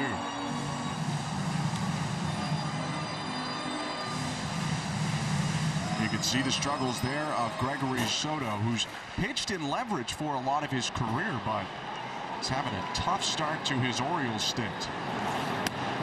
And that one gets away from the catcher, Rutschman, all the way up to third. Barger thought about the plate, but holds back. Now that was another high breaking ball. It went off the glove, and watch the catcher's reaction. He's a little bit slow getting out of it. I got to give him a pass ball, and he just never made contact with it. That's the first pass ball of the season charged to Rutschman. A high breaking ball. He couldn't corral it, and the runner moves over to third. 3-2. Foul back.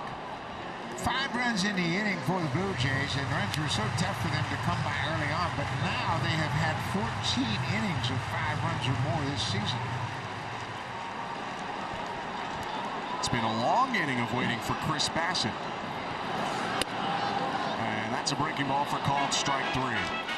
The Blue Jays come up with 5 runs in the frame, and the biggest swing came from Alejandro Kirk. His 3rd home run of the season made it 3-0 or 3-1, and it's out 5-1 at the end of 6.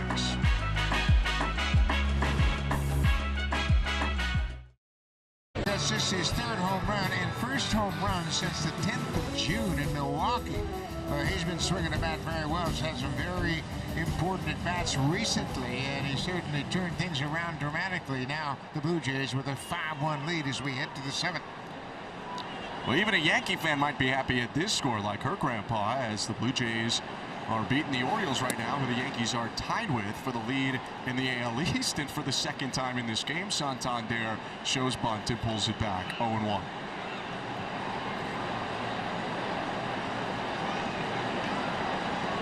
Bassett back out for his 7th inning of work. And Santander hits it foul off the end of the bat. Chris has really been good. The quality of his pitches have been exceptional all game long. The only mistake was the one bad cutter he threw to Jackson Holiday, and he just left it out of the plate on the inner half, and now they hit it out of the ballpark. The only hit, the only run, he surrendered. The 0-2. Santander thought about it, but holds back. And outside of that home run, only one walk, and immediately after the walk, there was a line-out double play.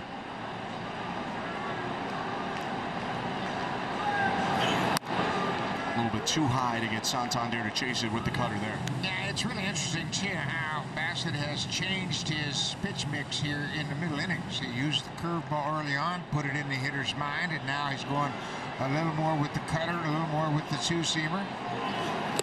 Swing and a miss right there on the sweeper, and for Bassett, his 8th strikeout. Kirky did a nice job giving him the target, really emphasizing he wanted it down, and there you can see that side-on breaking ball, and it sweeps on the outside corner. Santander, with 2 strikes, had to try to protect the plate and can't make contact. Boy, Chris has done a great job of mixing up the velocities on all of his pitches. He's been all over the map. Swing and a deep fly ball off the bat of Gunnar Henderson. Long run for Dalton Varsho. And a heck of a play in right center field. Acrobatics from Dalton Varsho, who gets up all right with an incredibly impressive second out. I'll tell you what, David, Dalton Varsho never gives up on anything. No matter where it's hit, he always thinks he has a chance to make a play, and most times he does. He's shaded on the left field side of center. He's got a long run. Henderson thinks he's hit it out, and Varsho's just not going to give up. He catches it and then slams into the wall. I think Varsho's biggest fan is George Springer, who's watched him make these plays time and time again, and watch Springer's reaction. Another terrific play by Varsho. You had Vladdy's hands up in the air as well, the tip of a cap as O'Hearn takes ball wide. You can tell he loves it. The defense has been terrific. Look, Perfito made a terrific play to start the game. A diving catch, the first batter of the ball game. Take a look at Vladdy, and he's acknowledging the great play. And then Gunnar Henderson, the hitter, disappointed. He thought he'd hit it a little bit further. Not far enough, Gunnar. Almost his 30th home run of the season. Almost another double for Henderson, but instead, with 2 down, the 1 run. Get him next time. And that's got to be tough. You know, Henderson struck out twice before that. That's the one he thinks is going to be his big impact in the game. Dalton Varsho potentially vying for a Gold Glove out there in center.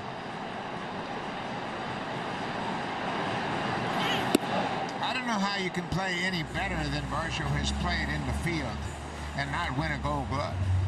The only thing I think that hurts him is he's played so many games in left field and not as many games in center. This is his 49th start in center field, but he's made terrific plays in center and in left.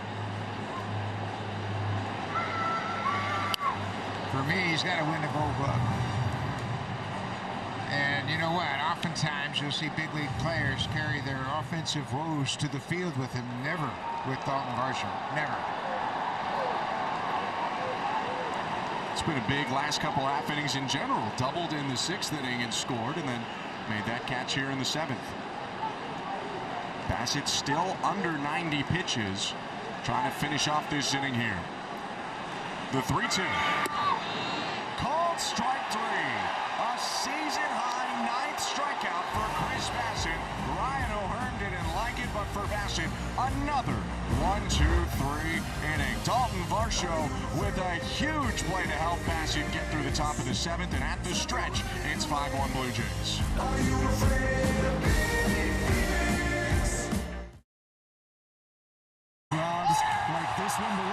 goes underappreciated is Dalton Varsho's jumps, which are absolutely elite across MLB. StatCast has a metric called outfielder jump versus MLB average, and Dalton Varsho leads it all across the board. StatCast measures an outfielder's jump as the feet covered in the correct direction of the ball within the first 0 to 3 seconds of it coming off the bat, and on average, Varsho's covering 38 feet, Ben, within those first 3 seconds. It's incredible, Arnett, to watch him play as Craig Kimbrell is into the game. A ground ball off the bat of George Springer, and Henderson throws to first. 1 out. You could see Varsho on the bench, and Alek Manoah looked like he was replaying the catch to Varsho himself. Manoah with the ball club after his Tommy John surgery, and he's still talking about that catch. One of the most prolific relief pitchers in the history of the game. Craig Kimbrell is in for the Orioles, often their closer this year, but in a little bit of a rough patch. And Brennan Hines said today they're just trying to get him into a good spot here, so giving him some non-closing appearances. Yeah, he's 36 years old now, and he's lost a little velocity on his fastball, but he's still basically a two-pitch pitcher, fastball and a very good curveball. That's been his MO ever since he came up with the Atlanta Braves. But you see his fastball now 92-93, when in his heyday it was 98-99. He pitched 5 years in Atlanta, then he spent a single season in San Diego, 3 years in Boston, and 3 years with the Cubs, then the White Sox, the Dodgers, the Phillies, and now the Orioles. And there's that great curveball. He was a World Series champion with the 2018 Red Sox. He's been an All-Star 9 different times, including last year, and he's the active leader in saves with 440.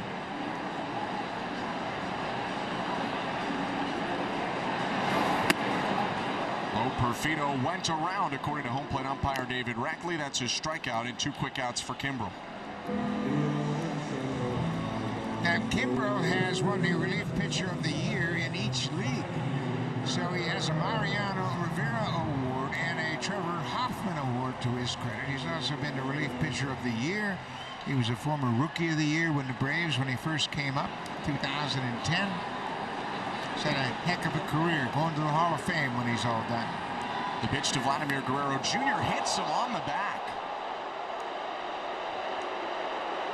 And John Schneider is out of the Blue Jays dugout. Guerrero staring out at Kimbrell as that 95 hit him square.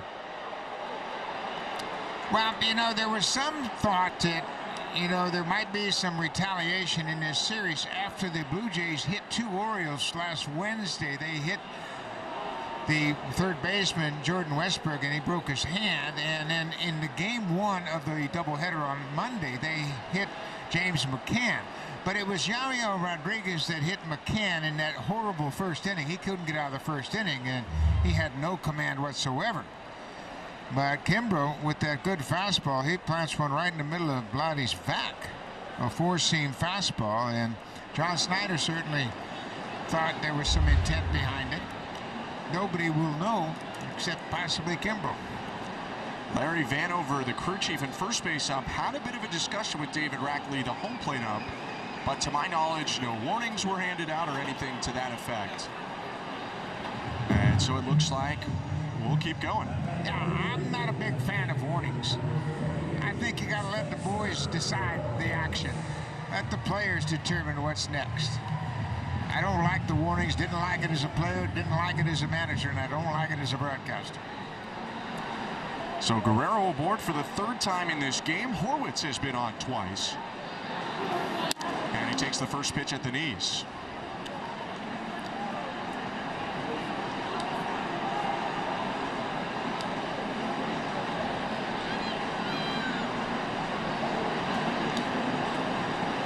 Kimbrell's 0-1.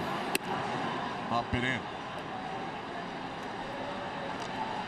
Well, you were mentioning Kimbrell, the winner of both the Trevor Hoffman and the Mariano Rivera Award. And by the time his career's done, those 2 guys might be the only ones with more saves in their careers than Kimbrell, who is 38 behind Lee Smith for 3rd all-time. Yeah, I don't know if he's going to get 38 more saves. He's close to the end. He's 36 years old, and as you mentioned, he's not had a terrific season, and you just wonder how much longer he wants to pitch.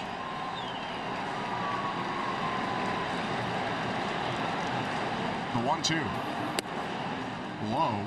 2 balls, 2 strikes. I spoke to Kimbrel briefly before the game, just acknowledging what a terrific career he's had, and he was on his way to sign some autographs for some kids behind home plate.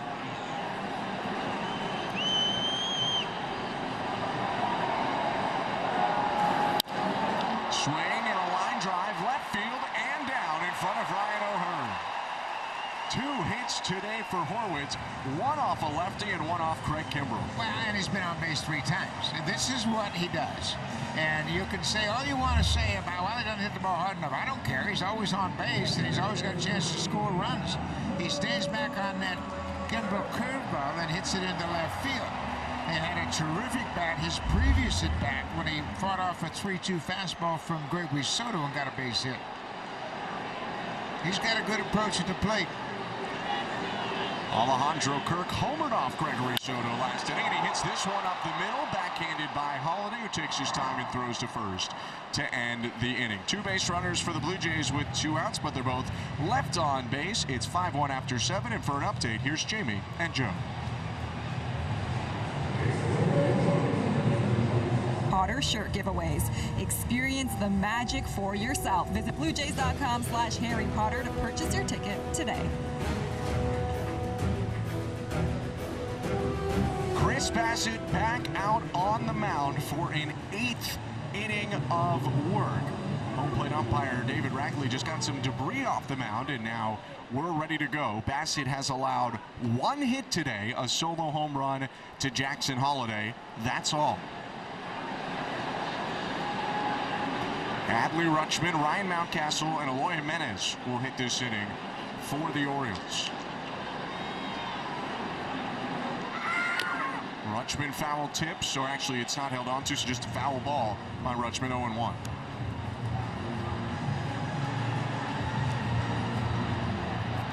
Rutschman hit the ball hard his first time up, just unlucky that he lined it right at Guerrero for a double play. Second time, though, he looked awkward expanding out of the zone on a cutter. Now he takes the cutter upstairs.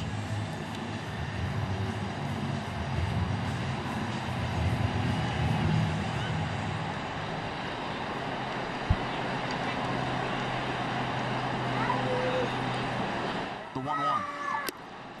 Swings and misses there. 1-2. Chris Bassett has pitched great today, but the Blue Jays are getting the bullpen up as he hits 90 pitches. Yenesis Cabrera getting loose.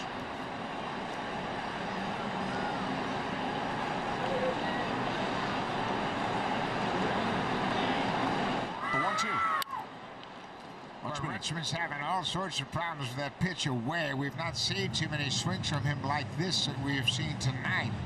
As you mentioned, he struck out on a pitch away from him his last time up, and he hasn't had too many good passes against that ball on the outer part of the plate. He's really reaching off the plate. They go back outside, and that time he lays off.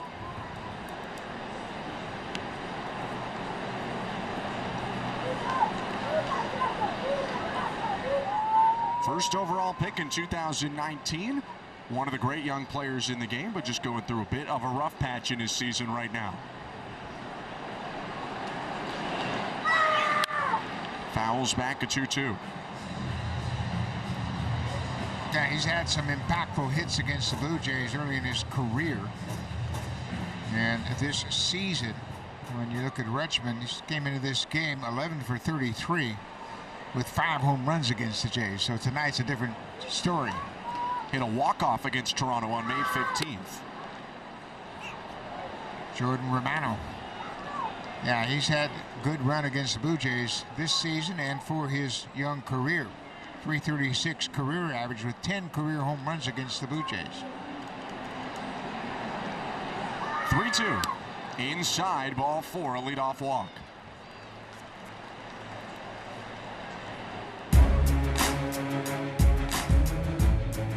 It's the double play giveaway. Enter for a chance to win one of 6 grand prizes, including a trip for 2 to Toronto, a VIP Blue Jays experience, a $1,000 home hardware gift card, and more. The double play giveaway. Enter now. Second walk of the night issued by Chris Bassitt, who struck out a season-high 9 batters. Ryan Mountcastle was one of those strikeout victims back in the 5th. Bouncing ball through the right side and into right field. Second hit of the day for the Orioles, and they have 2 on with nobody out. And Bassitt has not recorded an out in the 7th inning all season long, so he is trying to pitch to a season high in innings. He's also, as been mentioned, recorded a season high with 9 strikeouts. That two-seamer's in a good spot. But Mountcastle, as we all know, has always hit the Blue Jays no matter who's on the mound. Hit a good pitch right there. Big spot here for Eloy Jimenez. They brought him in to have another right-handed power hitter in a very lefty-heavy roster. Bassitt's pitch to him. Upstairs, ball 1.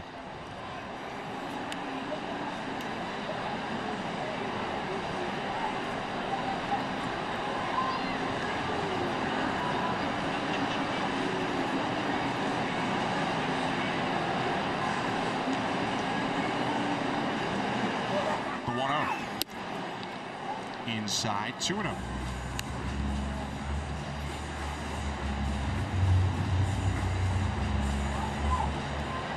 I would think this is going to be the last hitter for Bassitt.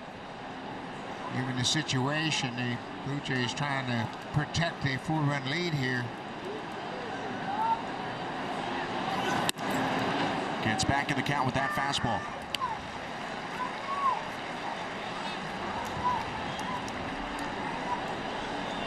And it looks like potentially Brandon Hyde is anticipating a lefty coming in here to face Jackson Holliday. He could be calling on the right-handed bat of Kobe Mayo. Mayo has just been called up. He's only played in 3 games this season. He hasn't had a hit in 9 at-bats, but he's got power.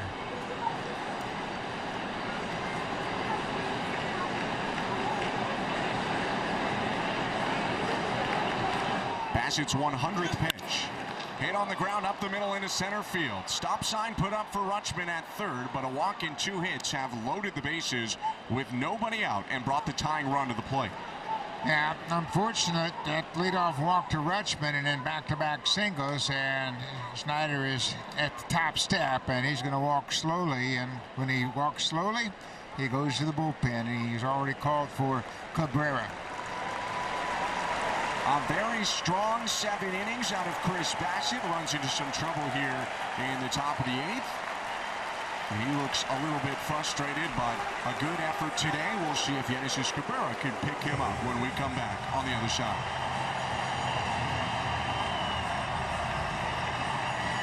The first 7 has allowed 2 hits and a walk, though, to load the bases with nobody out in the 8th. So John Schneider calling on the left-handed reliever Yenisys Cabrera to try and get him out of a jam.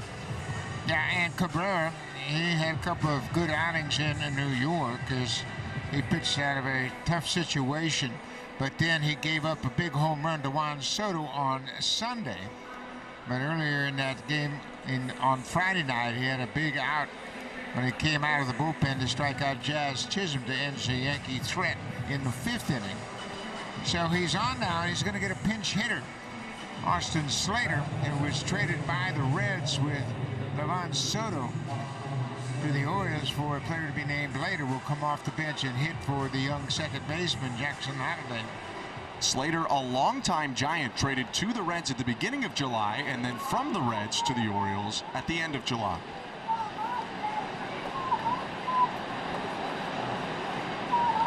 It's been a tough year at the plate for Slater, but he's 3 for 4 in 2 games in an Orioles uniform. Infield stays back for the Blue Jays. And Cabrera's pitch. Bounced it, good block by Kirk, 1-0.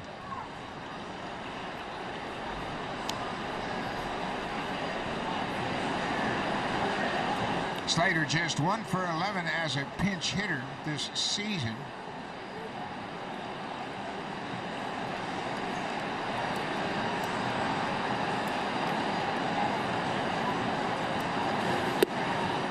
Bends the knee, but didn't go around. It's 2-0, and there's nowhere to put him.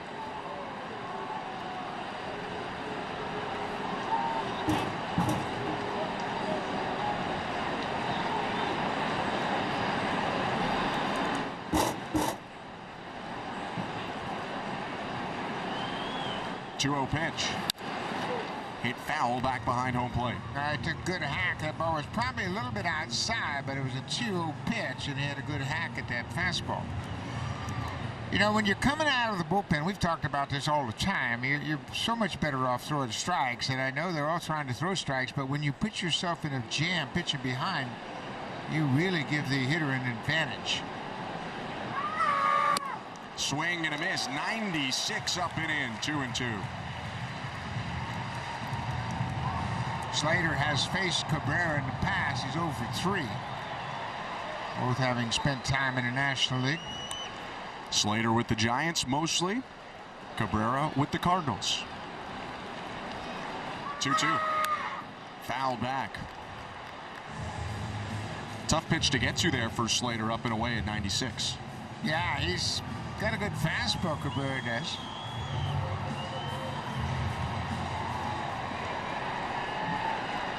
Also throws a cutter, a curveball, and a changeup.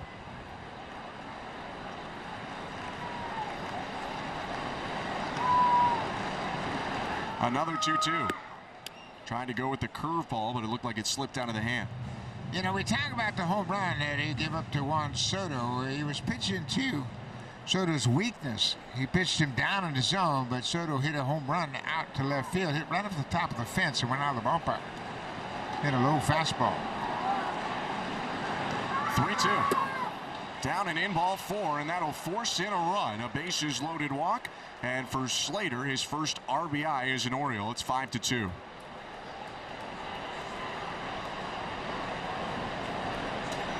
Well, and this happened to John Snyder in New York when he had a couple of situations on that Sunday afternoon game where he pitched around a couple of batters, but both Little and Cabrera had trouble throwing strikes. Now it's Ramon Urias who swings and misses. Strike 1.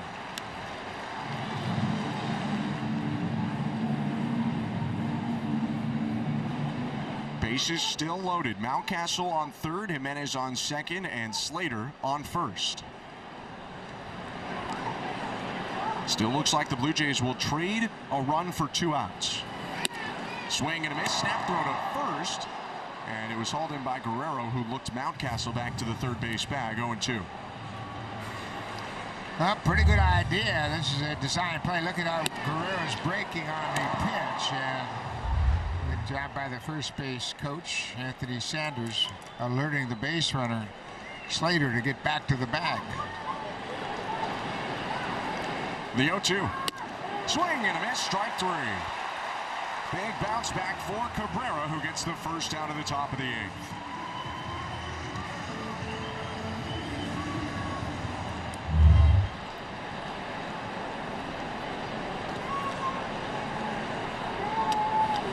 So a big strikeout as Urias goes down swinging. Now Pete Walker has come out of the Blue Jays dugout as they have announced a pinch hitter. Colby Mayo has been announced into this game, pinch hitting for Colton Cowser. And Cowser, the center fielder, 0 for 3, so his hit streak will come to an end tonight at 16, while Guerrero's extended his hit streak to 17. Pete Walker giving Cabrera a scouting report on Colby Mayo. And this is interesting. I know it avoids the left on left, you get a righty bat in there, but one of the hottest Orioles is taken out for a rookie without a major league hit yet in a pretty big spot. Yeah, and Cowser, he's hit okay against lefty pitching, 247 with 4 home runs, but obviously Brandon Hyde knows his players better than we do, and he likes this matchup despite the fact that Colby Mayo hasn't had a hit yet in his very, very young big league career. This is just his 4th game. An incredibly prolific batter in the minors. Great numbers for Mayo in every season that he's played. This year batting .308 with 23 homers in 81 games. The pitch from Cabrera. Upstairs, ball 1. A lot of people in the Orioles organization compare Colby Mayo to Troy Glaus. That type of power. He's 6'5". He's a big guy, and they project him to develop into a prolific power hitter. He's only 22. Isn't everyone in an Orioles uniform right now?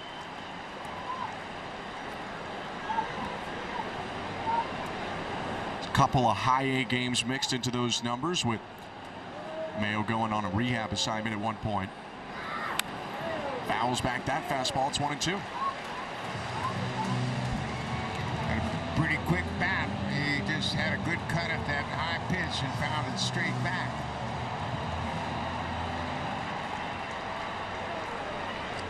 Called up after Jordan Westberg was put on the injured list, hit by a pitch by Yeri Rodriguez that broke his hand. The 1-2. Trying to go up and in, I believe, but missed down and in. Mayo has hit 80 home runs in 378 minor league games. His highest production in one season was last year. He had 29 home runs at AA and AAA.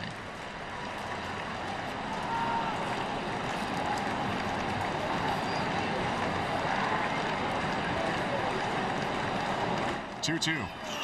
Swing and a miss, strike three. Got him on the cutter, back-to-back strikeouts for Cabrera. A big pitch as he cuts this ball down and in and gets Mayo to chase. And a good cut at that high fastball, but can't connect on that good breaking ball down and in. A big hurdle to clear here, though, if they're going to get out of this inning with only one run allowed. Anthony Santander is up, and he takes low and in, ball one.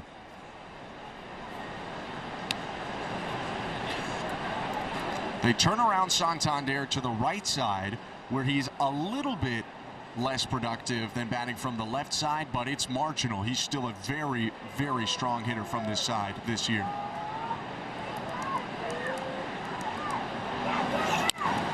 Bouncing ball hit softly to third, charging in, Barger to first, and the splits by Guerrero to end the inning.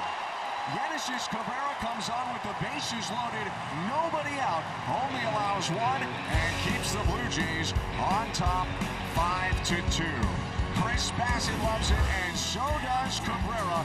Very tough play for the rookie Addison Barger. Strong throw, strong stretch, and it's 5-2 Blue Jays.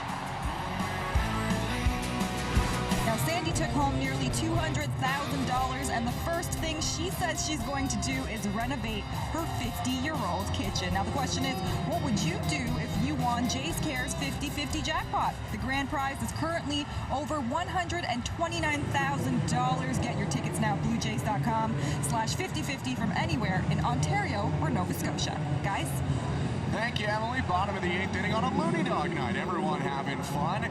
And a big job done by Yenisys Cabrera in the top of the 8th inning. Came in with the bases loaded, no outs, and only allowed one.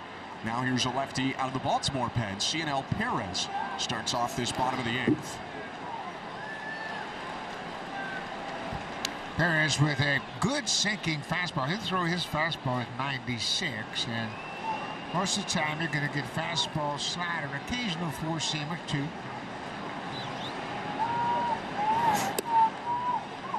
Pretty tough sinker. Just missed there. Yeah. For Varsho, it's another inning batting against a tough lefty reliever, although he doubled off of Gregory Soto in the 6th. Bounces that one up the middle and through into right center field.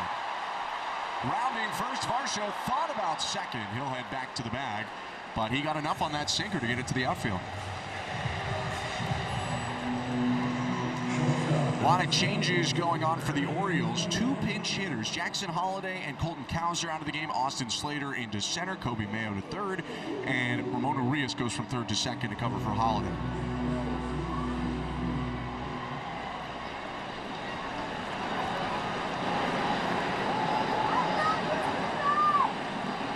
Ernie Clement's been aboard twice. A single, an intentional walk, a stolen base, and a run scored.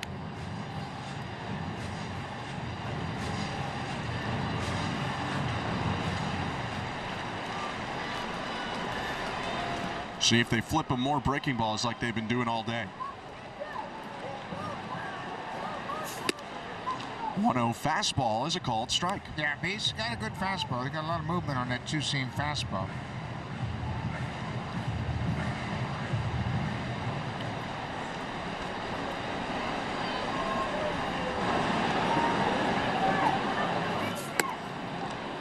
bases up and away with that one.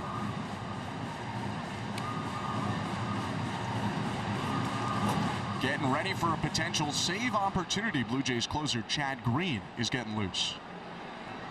8 for 8 in save opportunities so far this season. Hit on the ground to second. Holiday flips over to Henderson. One back to first, double play. Pardon me, Reyes to Henderson to Mountcastle for the 4-6-3 double play. Oh, Henderson's got a cannon for an arm, and he kind of caught that off the wrong foot when he came across the bag. Reyes with the long flip from second base, and watch the arm action.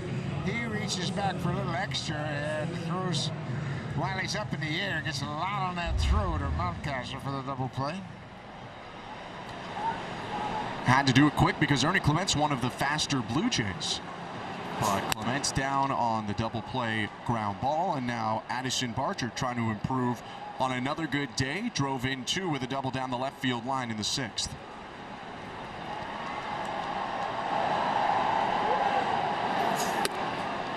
Thought about swinging at the 1-0 slider, but holds back. It's a called strike. Barger's made 2 real good plays at third base as well earlier in the game. A little chopper off the bat of Eloy Jimenez. He made a nice play to record the first out of the 6th inning, and then made the final play the top half of the 8th inning. Another good defensive play at third. Making just his 8th start defensively at third base, but like I said earlier, I think he's going to see a lot of action over at third. The 2-1. Swing and a miss. One around on that fastball, 2-2. Well, and you can see clearly he's got the arm to play third. He's got more than enough arm to be over there. Called strike 3. Very tough sinker on the outside edge. Ends the 8th inning after the leadoff single for the Blue Jays. No runs across. We go to the 9th. Chad Green looking to save it for the Blue Jays. Trevor Rogers. Blue Jays with a big 5-run 5th or 6th, pardon me, have a 5-2 lead, and also on the back of a really, really good pitching performance by Chris Bassett. Chris Bassett was terrific after coming off the worst month of his career in July. He did a great job starting the month of August with 7 terrific innings. He faced 3 batters in the 8th and couldn't record an out, but he established a season high with 9 strikeouts. Genesis Cabrera picked him up in the 8th, and now Chad Green trying to close it down here in the 9th. Faces Gunnar Henderson, Ryan O'Hearn, and Adley Rutschman. Buck mentioned it in the bottom of the 8th. 8 for 8, Chad Green is in save opportunities. Fouled off to the left. 0-2.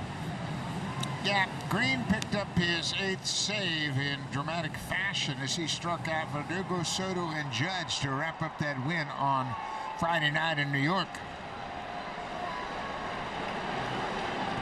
The 0-2. Swing and a miss. Strike 3. Climbs the ladder with the fastball. 1 down. Henderson goes down for a 3rd time all swinging. He's over 4 with 3 strikeouts. He was robbed of an extra base hit in the 7th inning on a terrific catch by Dalton Varsho in deep right center up against the fence. Ryan O'Hearn 0 for 2 with a walk and 2 strikeouts. Takes inside ball 1.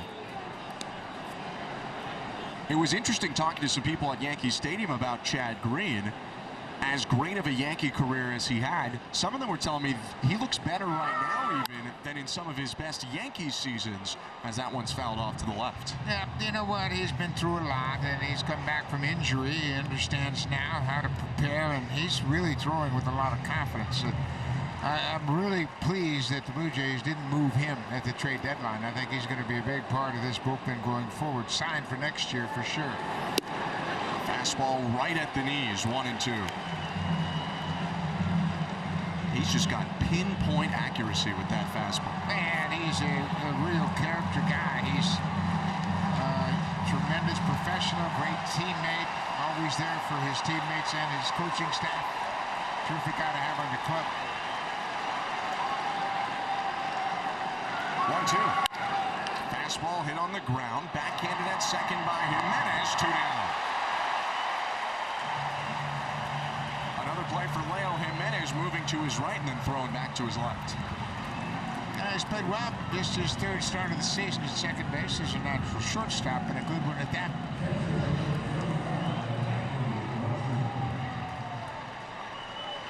2 outs in Adley Rutschman coming up to the plate. Walked in the 8th inning and scored as the Orioles' last run. Goes with the slider we haven't seen much of in this inning, 1-0.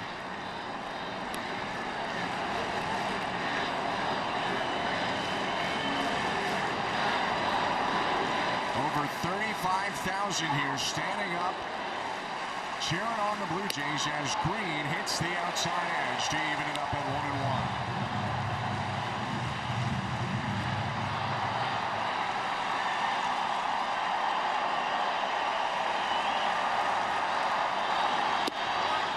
Pitch taken for a strike, and the Orioles only have 1 strike to play with here.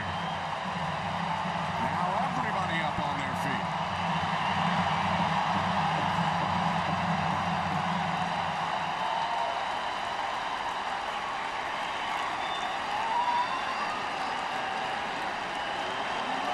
The 1-2. High and outside, 2-2.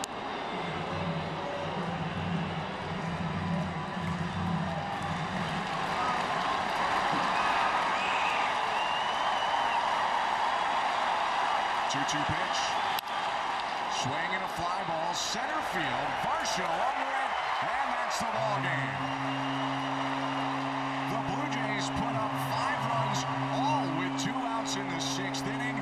Alejandro Kirk leads the way with a 3-run homer, and Toronto takes it 5-2 in the opener. Yeah, terrific game. First and foremost, Chris Bassett, the starter, really set the tone. He held the Orioles through the first 7 innings to just 1 run on 1 hit, and they got to him a little bit. Don Varsho had a terrific game in the field. Joey Loperfido made a nice play early in the ball game to start to sense that the defense was going to be important tonight. Vladdy Guerrero extends his hit streak to 17 straight games, and the Blue Jays take game 1 of this 3-game series against Baltimore. Again, 5-2. The Blue Jays win this ball game and have a shot to take the series tomorrow at 6:30. But now it's Sportsnet Central with Ken and Tim. Five-run, 2-out rally for the Blue Jays, and good on Chris Bassett. Nice night on the mound. Yeah, Chris Bassett looked really good. So did